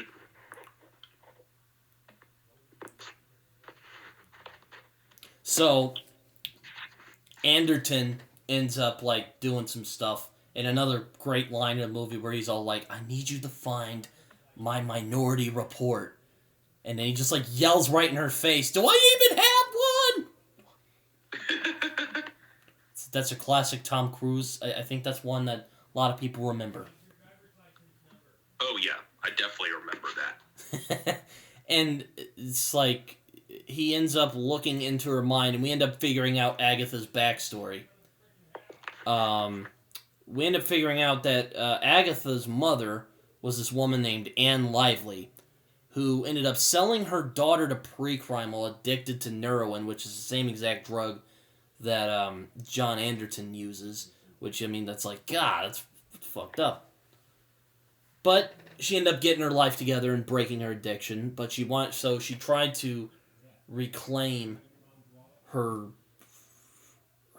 She tried to reclaim Agatha, but ended up getting drowned by this hooded figure. And it's really sad, actually. It is. Feel really bad for her character. You know, she's been through a lot in her time. We'll put it that way. Yeah. It made me feel something. I wouldn't say it made me bawl my eyes out, but I felt bad for her. Yeah, it's very, very tragic. Yes. But yeah, basically, apparently it seems that Anderton does not have a minority report, so he's like, fuck it. And they end up, like, leaving. But Anderton, no, we end up going to Whitwer. So Whitwer's been kind of looking around, because, he's like, Crow died anyway, and now he's like, okay, this is weird. But then he ends up, and then he's like, but why would he take Agatha? And he ends up looking around. He ends up, scrounging some information up, and realizes that 2 attempts were made on Anne Lively's life. The first was thwarted by pre-crime, but the second one succeeded a few minutes later. Yes.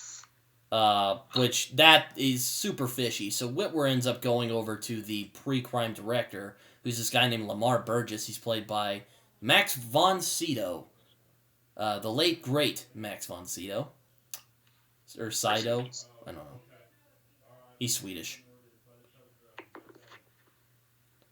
He ends up explaining it to him. Like, yeah, this doesn't add up. But then Burgess just fucking kills him. He's not detected, though, because the precog system is offline. So, yeah. Jacob, thoughts? Thoughts. Oh, yeah. I lost my train of thought. Which scene were we at? Whitwer ended up figuring out everything that happened with Anne Lively, and there's this thing called Echo. Yeah. Yeah, and he ends up reporting it to the main guy, and he kills him. Oh, yeah. Yeah, that scene. First off, kind of intense, him killing him, just, like, out of nowhere. Just like, oh, okay. It's kind of, back to the Bourne films, I don't mean to interrupt you again, but it kind of reminds me again of the Bourne Supremacy, when Brian Cox kills the guy who's, like, his helper, Danny. Oh, yeah. Reminds me of that. Yeah, now that you mention that, that's exactly. Yeah, it's exactly like white supremacy. That's in particular. But yeah, him killing him was just unexpected. When I rewatched it, I was like, "Whoa!" Not when I rewatched it. The first time I watched it, I was like, "That was unexpected," but I like it. I like the scene. yeah, I think it's a good scene. Kind of showcases the motivation of Burgess, which Burgess just kind of wants. He basically believes that pre-crime is, for the greater good. The greater good from Hot Fuzz. Oh yeah. Yeah, that part with the cultists, the greater good. He's like, stop it. Yeah, anyway, he thinks this is great for the system and for just the world that we live in now. It's like, yeah, I think this. We need this. Yeah, it may be super manipulative and violating people's rights, but it prevents people from murdering people, apparently. Yeah, even though we still don't know if it exactly happens, if it's legitimate, or if it's just bullshit in the end. Yeah, exactly. Which is, again, kind of the whole point of the movie. Yeah, so a lot of conflict. So Anderton gets captured eventually and gets imprisoned. Oh yeah, he frames Anderton for killing Whitwer, and and Anderton's like, "What the hell? I didn't kill him." But okay. Isn't this the scene where he shaves himself bald? Oh, that's at the very end of the movie. Oh yeah, okay. So he ends up getting captured, and Agatha gets reconnected to the system, and you're like, ah, shit. And they're about to put Anderton into that virtual reality, which has actually spawned some theories about if the ending of the movie is really him in the thing, or if it's or if he really did it. I think he really did it. There's no real hints that he was in the virtual reality thing. At least in my mind, it's not like Total Recall where it's completely ambiguous on if Arnie was in the yeah. Total Recall, another pretty good PKD adaptation. Mm-hmm.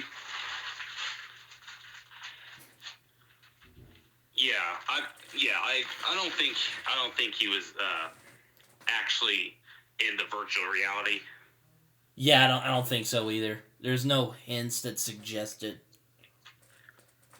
No, there's no real hints of if he was in there legitimate, if he was actually in the virtual reality or if he wasn't. But I don't think he was. No, I don't think so either.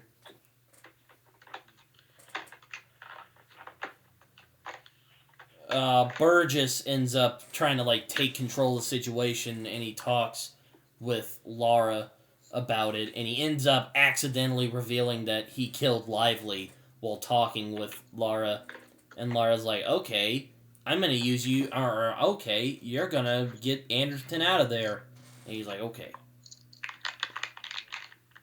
Which I don't know. Here, I'll let you take it from here. What happens next, Jacob?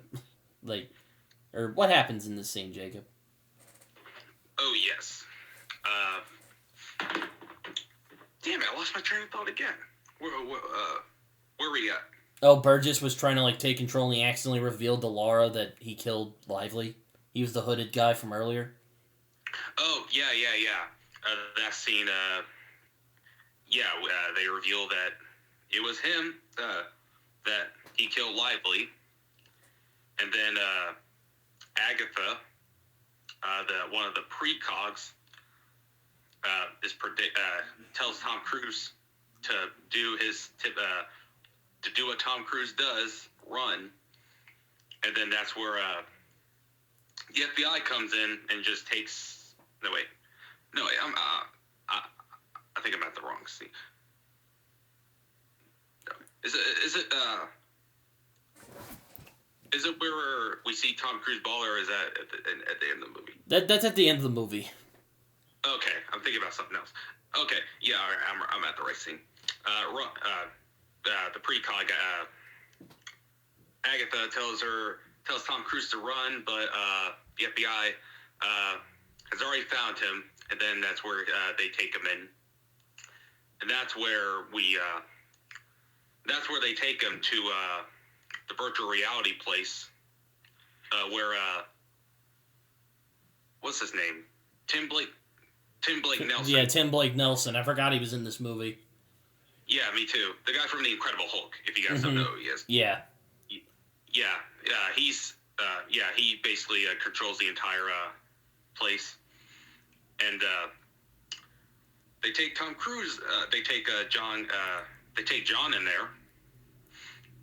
And they put him in a little whatever it's called. I think it's straight. Yeah, you know what I mean. He was put in the virtual reality? Yeah, they put him in the virtual reality. And, they put him in a virtual reality. And we think, like, oh, shit, it's over for him. But nope. Burgess ends up revealing that he was the hooded guy from earlier. Yes. And, and that's where we get the big reveal that he was the hooded guy from earlier. And, this is where we see...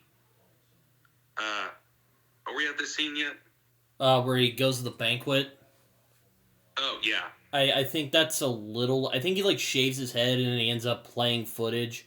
Like, Burgess is having a thing. Which, again, I've said this 3 times now, but here's another one of my favorite scenes in the movie where the last confrontation between Anderton and Burgess.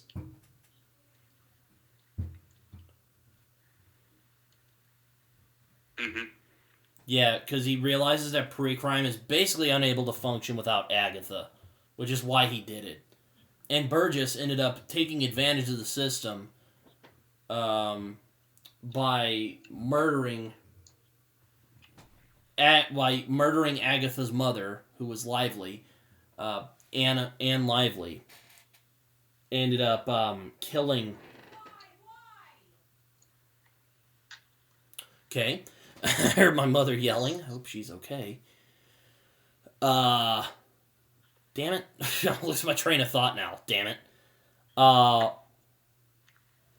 Okay, so Burgess killed Lively himself, and he took advantage of this thing that's in the precog called an echo, which is where a similar thought to what happened gets replayed again, and the people, when he killed Anne, they thought it was an echo, so they got rid of it. So he basically got away with it. And they purged it like other echo the echo precogs.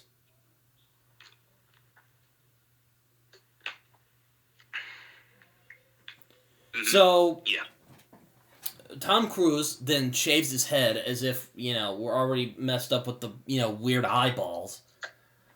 He shaves his head, and now he's bald Tom Cruise. And bald Tom Cruise, he's like, okay, so Agatha is... So after Agatha is returned to the system, a new pre-crime report is generated, which now shows that Burgess will kill Anderton.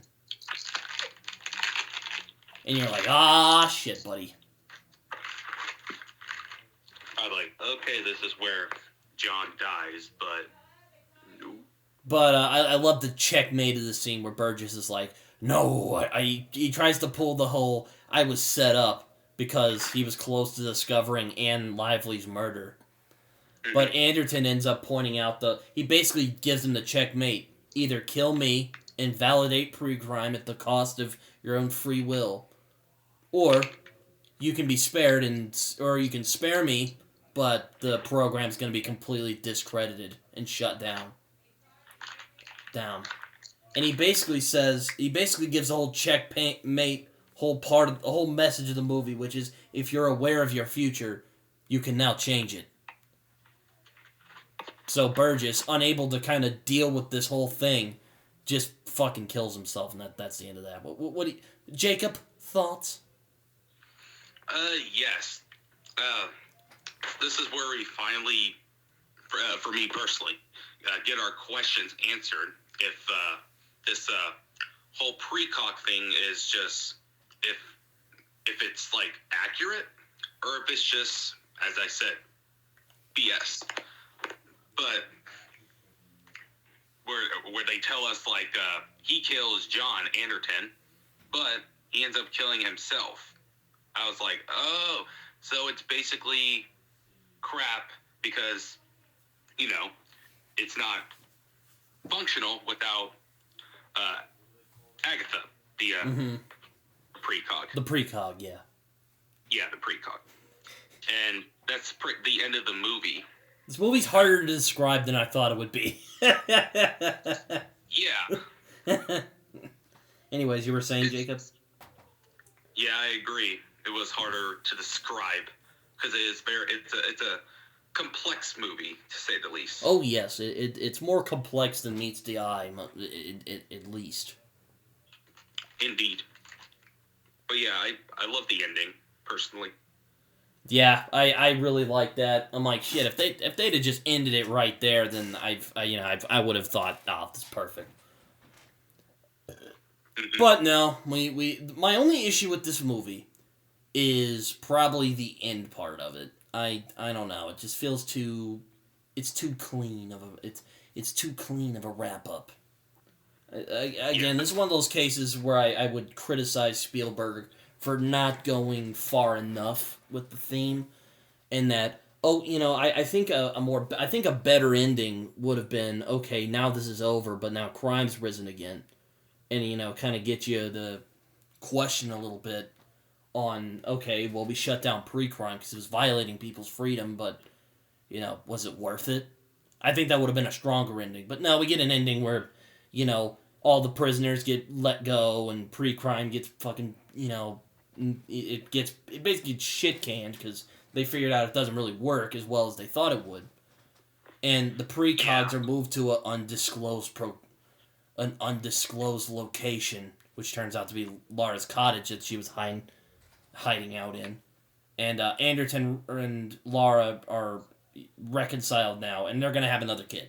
So happy ending and all that. I don't love the ending. How about you? What do you think? I actually agree with you. That's like my only big issue with this film. I have very little issues with the film. I just say like it's a tad bit overlong, but I can look past that since the film is so fast paced. Mm-hmm. So honestly, that's not really an issue for me. The ending, yeah, I agree. It felt too clean. That's the only thing about this film. Where I was like, Spielberg. Like that was kind of a lazy ending on your part. Like you could have done something, as Britton said. But yeah, I agree. To me, it just felt lazy. Yeah, I felt tacked on.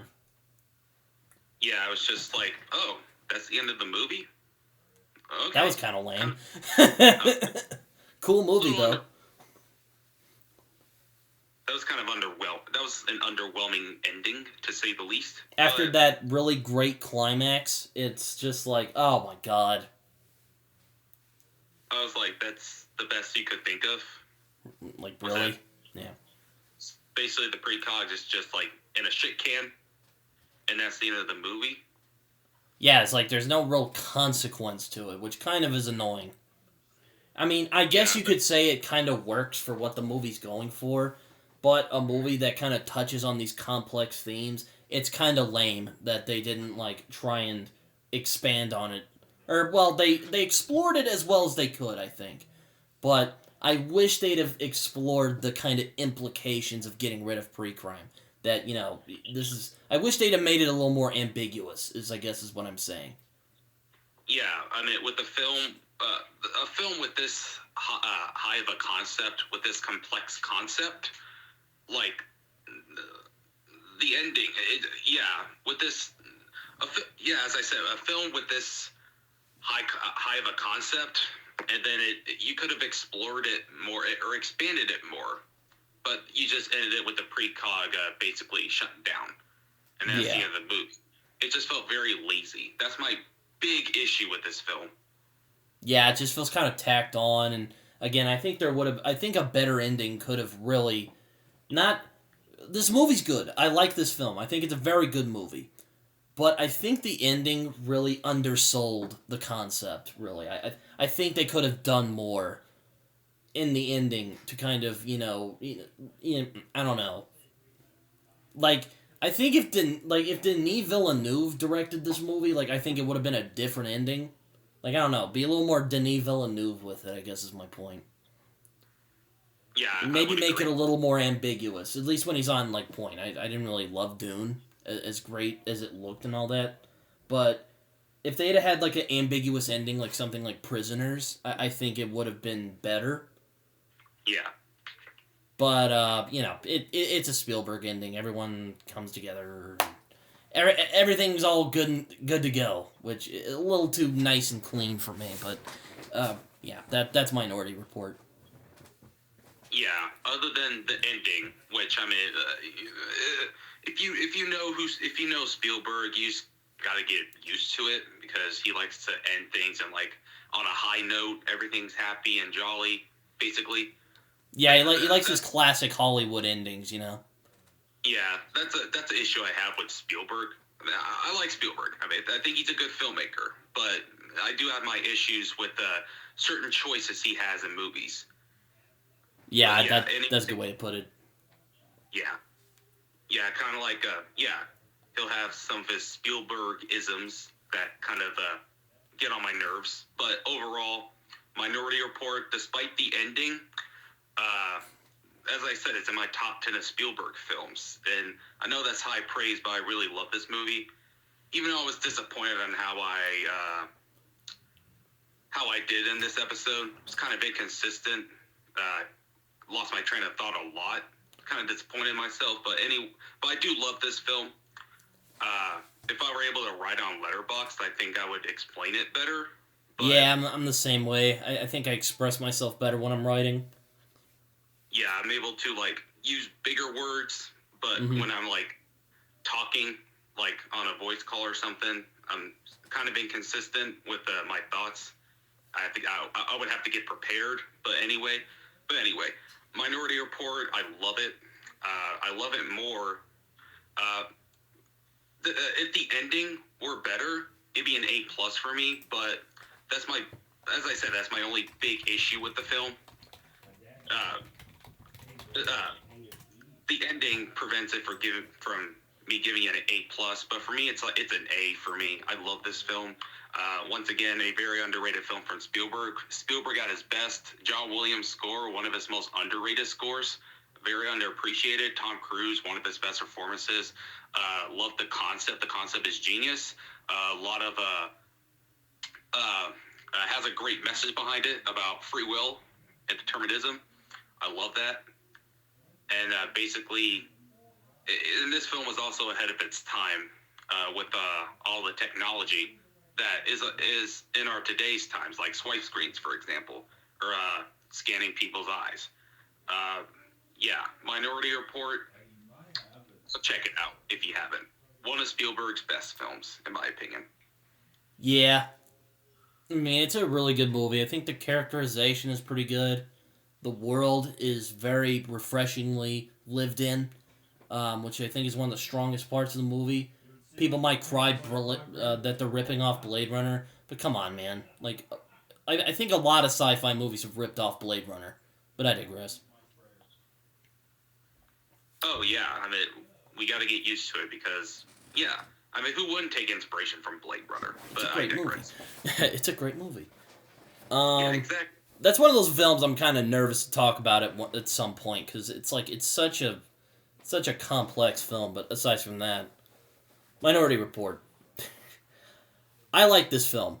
The ending is a bit underwhelming. I think that Spielberg and the gang could have really done something interesting with the ending. But aside from that, good movie. Really enjoy it. A very fun and surprisingly thoughtful science fiction action film.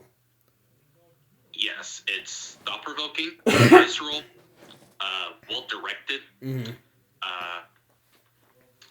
Yes, and the world that Spielberg has built. It's very grounded while having, it feels like the future. But at the same time, it feels, as I said, grounded. It's not like super futuristic. I just love this film overall.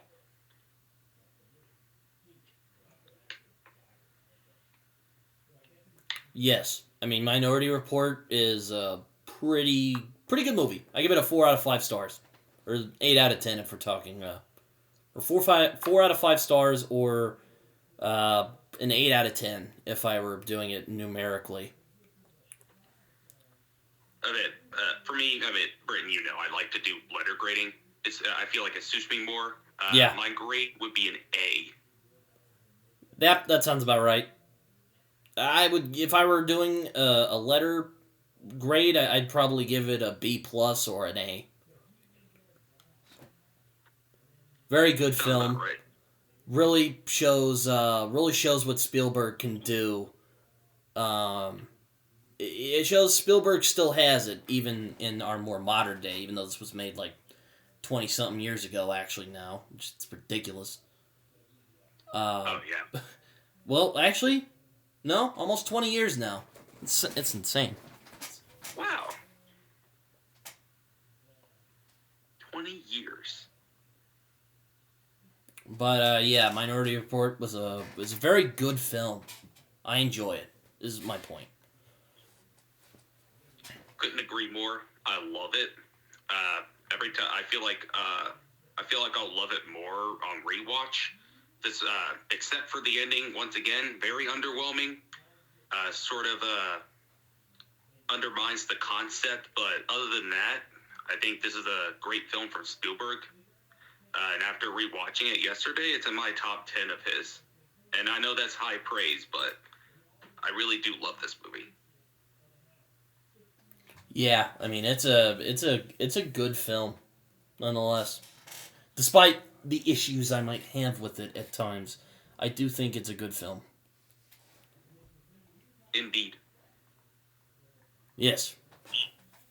Well, we got some extra time here. Are there any films you've seen recently? Yes. I watched Don't Look Up yesterday. Oh yeah, what'd you think of that? I've heard controversial things. Yeah, without a doubt, the most polarizing film of 2021. There were many people who really loved it, many people who really hated it. A few of my friends, they were like, I liked it, but there were some that were like, I despise that film. I'm like, I'm a little hesitant when I want to check out like controversial movies, but I decided to check this out mainly because the star-studded cast and Adam McKay. I haven't seen a lot of his films. I've only seen The Big Short, and that was actually a really good movie. I like that one. But Don't Look Up. At this moment, I'm very mixed on it. There are things I liked about it. Then there are things that I didn't. It's a satire, but for me, I don't feel like Adam McKay had a grasp of what he was trying to do. This film has a lot of relevant topics, and topics that we should be discussing, especially in the world we live in today. But I did feel like it was handled very heavy-handed, and very heavy-handed. Yeah, it's pretty much what I've heard. Yeah, that's what this film pretty much is. Yeah, that's probably my biggest issue. It's just the message it was going for. It felt very heavy-handed, and I'm surprised to say a lot of the performances I felt were not very good. And I don't like to bash on actors. I mean, you can ask Britton. Mm-hmm. I don't like to bash on actors because I know how hard their job is. It Yeah. just makes me feel icky. It makes me feel icky every time I do. But yeah, it feels weird. I don't like criticizing actors either. Me either. I try to distance myself from criticizing performances, but I genuinely felt a lot of performances in that film not very good. A lot of them felt over the top, which I get. It was they were supposed to be over the top, but I don't know. I would say there's actually in regards to the comedy, a lot of times I found myself laughing my ass off, and a lot of times I was like, that's not very funny. It feels forced. I would say the two actors who got the most laughs out of me were Jennifer Lawrence and Ron Perlman, particularly from Ron Perlman. He got the most laughs out of me. He was freaking hilarious in that film. But I will say, I really liked Meryl Streep in this film. It is something that you wouldn't expect her to do, seeing the particular roles that she usually likes to take. This is a completely out of the water performance from her. I actually liked her in this. Jonah Hill, I like the guy, but I found him annoying in this film. Leo, he's one of the actors I felt was his character. It's mostly just his character. Leo's pretty good in this film. I wouldn't say it's one of his best performances, but his character was just kind of annoying. Overall, this film's a mixed bag for me. I feel like I plan on watching it again. I don't know. I don't have like a real full-on thought about this. I'm very mixed on it. Yeah, I don't mean to interrupt you, but when I saw the trailer, it was like when I saw the trailer for Queen and Slim a few years ago. I thought, okay, this is either going to be really horrendous or this is going to be really good. Like, I don't think this is going to be one of those meh type of films. Either you're going to love it or you're just going to fucking hate it. Yeah, Don't Look Up is definitely one of those films. I mean, as I said, there are many people who love it. There are many people who really hate it. For me, I'm in the middle. There are things I liked about it, but there are things that I did not like about it. But yeah, Don't Look Up. I don't have like a one real thought on this film. As I said, I'm very mixed on it. It's a mixed bag for me. I plan on watching it again, but it is definitely a polarizing film. I would suggest checking it out because who knows? Maybe you could really like it, or maybe you will not. Yeah, I might check it out at some point. I've been really bad at keeping up with movies recently. I rewatched Silence of the Lambs the other day because I took a class that I saw some clips. I'm like, damn it, I need to see this movie again. I saw it.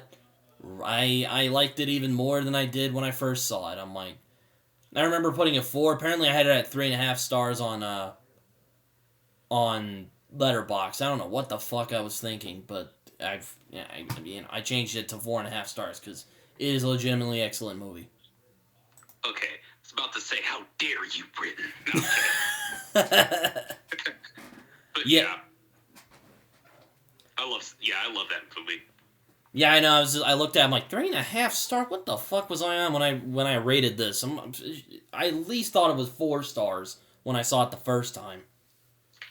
Nope, it's at 4.5 stars now because it's a really damn good movie. Oh yes, I mean the director, Jonathan something. I keep forgetting his name, but yeah, I mean he made Silence of the Lambs, a masterpiece, one of my favorites, and he also made Philadelphia, another phenomenal film. Oh, that's incredible! I love that movie. Me too. 2 of the best performances from 2 of my favorite actors, Tom Hanks and Denzel. My man. Oh yeah, I was like, Tom Hanks and Denzel Washington in a movie? I never thought this day would come, so I immediately checked it out, and I was like, wow, I love this movie. Tom Hanks is phenomenal as usual, and Denzel Washington is phenomenal as usual. Oh yeah, I mean I love them both, and they're great. I love Philadelphia. It's such an emotional film. It's one of those films, kind of like Good Will Hunting, that if it weren't made in a certain if it wasn't made in the way it was made, it would have been like dumb Oscar bait tripe. But no, this movie it very good with what it has. Indeed, phenomenal film. I mean, I have a list of movies I want to watch, but I'm just been fucking lazy, man. Yeah. Sorry. Oh, I'll be quick. Haven't really. There weren't that many. There isn't that many films that came out this year that's caught my attention. Only one is Scream. I'm actually because I'm a fan of the Scream franchise personally, But yeah, my mom suggested don't look up. I'm like, I don't know. I've heard controversial stuff about it, and I don't know if I want to watch it. I was like, but I came to the conclusion to just check it out because the star-studded cast, as I said, got me intrigued. And then I watched it, mixed on it as of right now. But yeah, I haven't really watched anything else of recent. Yeah. Excuse me. Yeah, it's a weird thing. I don't know. I saw the trailers. I'm like, okay, this is either gonna be really good or it's gonna be abysmal. And what do you know? It ends up being one of the most polarizing films ever. Yeah, I don't know if I want to watch it. In all honesty, because I don't know, man. There are so many other movies that I got a couple of streaming services, man. Like, you do not believe how spoiled I am in content. Like, it is ridiculous. That reminds me, I still need to see the rest of the fucking Snyder Cut. My God. Oh, you're definitely finishing that one. Oh my God. Oh man. Oh God.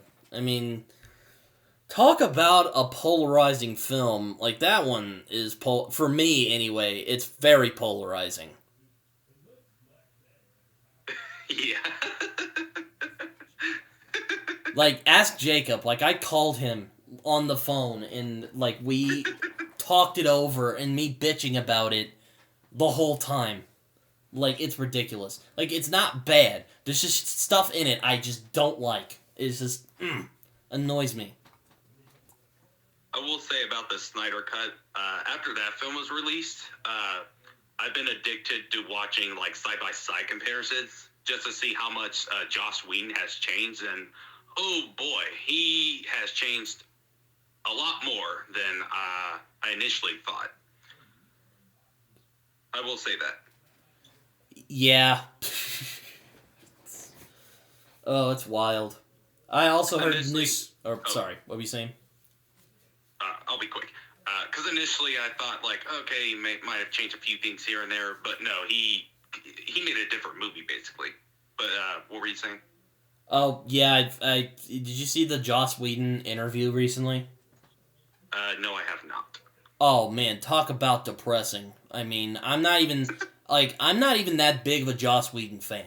I think he's good, but I always just think he's the nerdier version of Aaron Sorkin. And I think Aaron Sorkin does what Whedon does better, which is that he uses language in a very snappy way. But, you know, I like some of his stuff, and as someone who has a lot of interests and wants to be a writer, Joss Whedon was kind of inspirational to me, because, he's also a guy who had a bunch of interests who somehow made it in Hollywood. And, I'm like, yeah, like, that's cool. But, this interview that he did recently, oh my God. Talk about someone imploding. It was sad to read. Boy. I'm not gonna lie. Like, he was like, oh, Gal Gadot didn't understand what I was saying. It was so bad. Like, it was just like... Wow.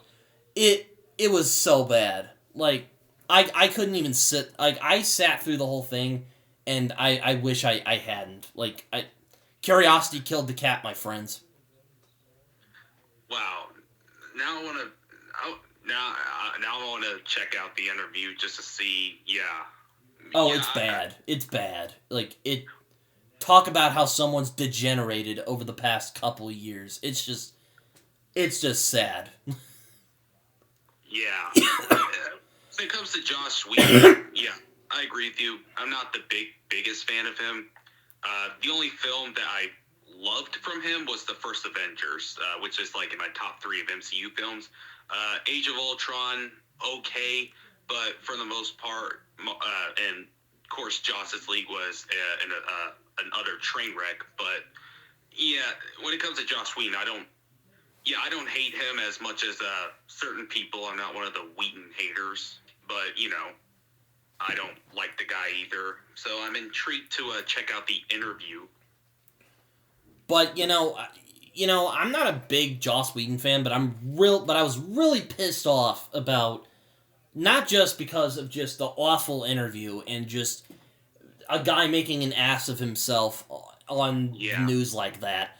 I'm pissed off because it's like it gives the Snyder DCEU legitimacy, and people are all mad at Joss Whedon and blaming it for the DCU going down. No. Let me pop that bubble for you. That puppy was fucked up way before Whedon and the whole Justice League disaster happened. Facts. Yeah, I mean, after Batman v Superman, initially, Man of Steel, I was underwhelmed on how this universe is how Snyder's gonna handle this universe. And after seeing Batman v Superman, I'm like, oh boy, I am done with this universe. After seeing Justice League, I'm like, okay, I'm officially done with the DCEU. Yeah, so, yeah, Joss Whedon, no, yeah, I agree. Like, it was way fucked up before Whedon made Justice League. Yeah, facts, like I just said earlier. I don't know, I have to say this very carefully, but you can be a fan of, Zack Snyder and whatnot all you want, but the DCEU was FUBAR way before Whedon showed up. He merely accelerated the process. Yeah, I mean, it was a shit show, and in the end, and the final project was terrible. But as you said, it was fucked before Whedon came in. Yeah, no, but the Snyder fanboys want to act like they're like these were great movies, and then Whedon came and just fucking ruined everything. I don't know why. I'm not even that big of a fan of Joss Whedon, but that shit just really annoys me. It's just been very frustrating. The Snyder fans just blame Whedon really? for the DCU just like going downhill. No, it went downhill before Whedon came in. Oh, it was downhill the minute Man of Steel came out. Oh yeah, indeed. Yeah, I was like, okay, when Man of Steel came out, initially I was like, I don't know, because Zack Snyder, I mean, he has made a couple of good movies, but he's also made some utter train wrecks. It could go either way. And then after seeing that film, I'm like, okay, I'm not having that, I don't really have much hope. And then after seeing Batman v Superman, I'm like, I've lost all hope for the DCU. Like, I don't like how Snyder has handled the DCU so far. I mean, how this man still made DC movies after the utter atrocity that was Batman v Superman. Like, I'm gonna just put it thick. Is utterly astounding to me. I don't think it was gonna be a better movie if Snyder had gotten full control over the project. No, I think it would have been the same pseudo-intellectual, pretentious bullshit that we got in BVS. Oh God, yeah, BVS. I'm just saying. I'm just saying. And I'll save that rant for when we talk about a Zack Snyder movie. But just that whole Joss Whedon situation is just fucking like Tig, I know he's a big fan of Joss Whedon. I felt so bad for him. I texted him, we talked about it for a little bit. It's just a bad situation. That I had no idea about Tig, but yeah, after you said that, now I feel bad for Tig. That whole situation is just FUBAR beyond all belief. Now I gotta check it out. He'll just text me later like, "Oh man, you were right," or you'll be like, "Ah, it's not that." You'll read it and you'll be like, "Oh, it's not that bad. I thought it would have been worse." And then you get to the part and you're like, "Oh, yeah, it's bad." Yeah, I mean, like, talk about falling hard. Yeah, talk about a fall from grace. I mean, it's like James Cameron. Like, he made Terminator 1 and 2, and then he made the shit show Avatar. I'm like, yeah, you fell hard on your ass. Same with Joss Whedon. Oh, my God. Like, whew. Yeah, I definitely gotta check out the interview now. Yeah. Alright, I guess we're approaching the end of this episode, and it's my turn to pick. And in all honesty, I wanted to do a new little a thing for February, if you don't mind indulging me here, Jacob. Oh, yes, I know what you mean. We talked about this a little bit, but since February's coming up, Black History Month is coming up, and I thought we could do a fun thing where we talk about films that are basically based around films that are made by black directors or are made about black people. I think it could be fun to talk about. Oh, I'm totally down for that. Sounds like a lot of fun. Yeah, I mean, so for the month of February, we'll be talking about majorly, that's not a word, a lot of films about the African American experience. That's a good way to describe it. So, yeah, hopefully we'll talk about films predominantly about African Americans. And I thought about it for a little while, what we would do first. I was stuck between 12 Years a Slave and Get Out.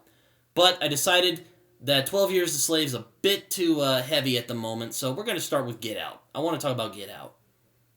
Oh, boy. Get Out. Oh, Get yeah. Out. Yep. Oh, I haven't seen that movie in a while. I got to rewatch it. Oh, man. Another film, I should make like a list of films I regret not seeing in the theaters. Get Out is one of them. Oh, yeah. It's a phenomenal film. Oh, yeah, so Get Out, you good with that? I'm down for that. Awesome. I feel like if we started with 12 Years a Slave, it'd be a little too heavy for... So I said start out smooth. Let's do Get Out. It's a fun film I think would be fun to talk about. Oh, yeah. Indeed. Excuse me. It's been a hard month for me, all honesty, in January. How about you? I came down with a fever, actually, so you're not alone. Oh, God. I got sick. For one, I got feasted on by bed bugs, which was just... Oh, God. That was horrible. We had to clear them out. We had to wash my sheets to make sure they didn't get in the house. Luckily, they didn't. But I had to, swipe cream on myself for, 3 weeks. It was bad. Then I got sick. And that was horrible, too. And now my ear's kind of messed up, so I'm waiting for that to clear up. But hopefully the rest of this year will be good. Yeah, I mean, January, it's usually the shit show for movies, but, yeah, this month was a shit show in general. Yeah, it was. Oh, man. But you know what? Silver linings. We got more than a little bit more than a month away until the Batman comes out. Oh my God! Can't wait. Oh yeah. Oh man. Anyway, so that was the end of our episode. We talked about Minority Report, which we both quite enjoyed. I've been Britton. And I've been Jacob. And we do it for the love of the movies.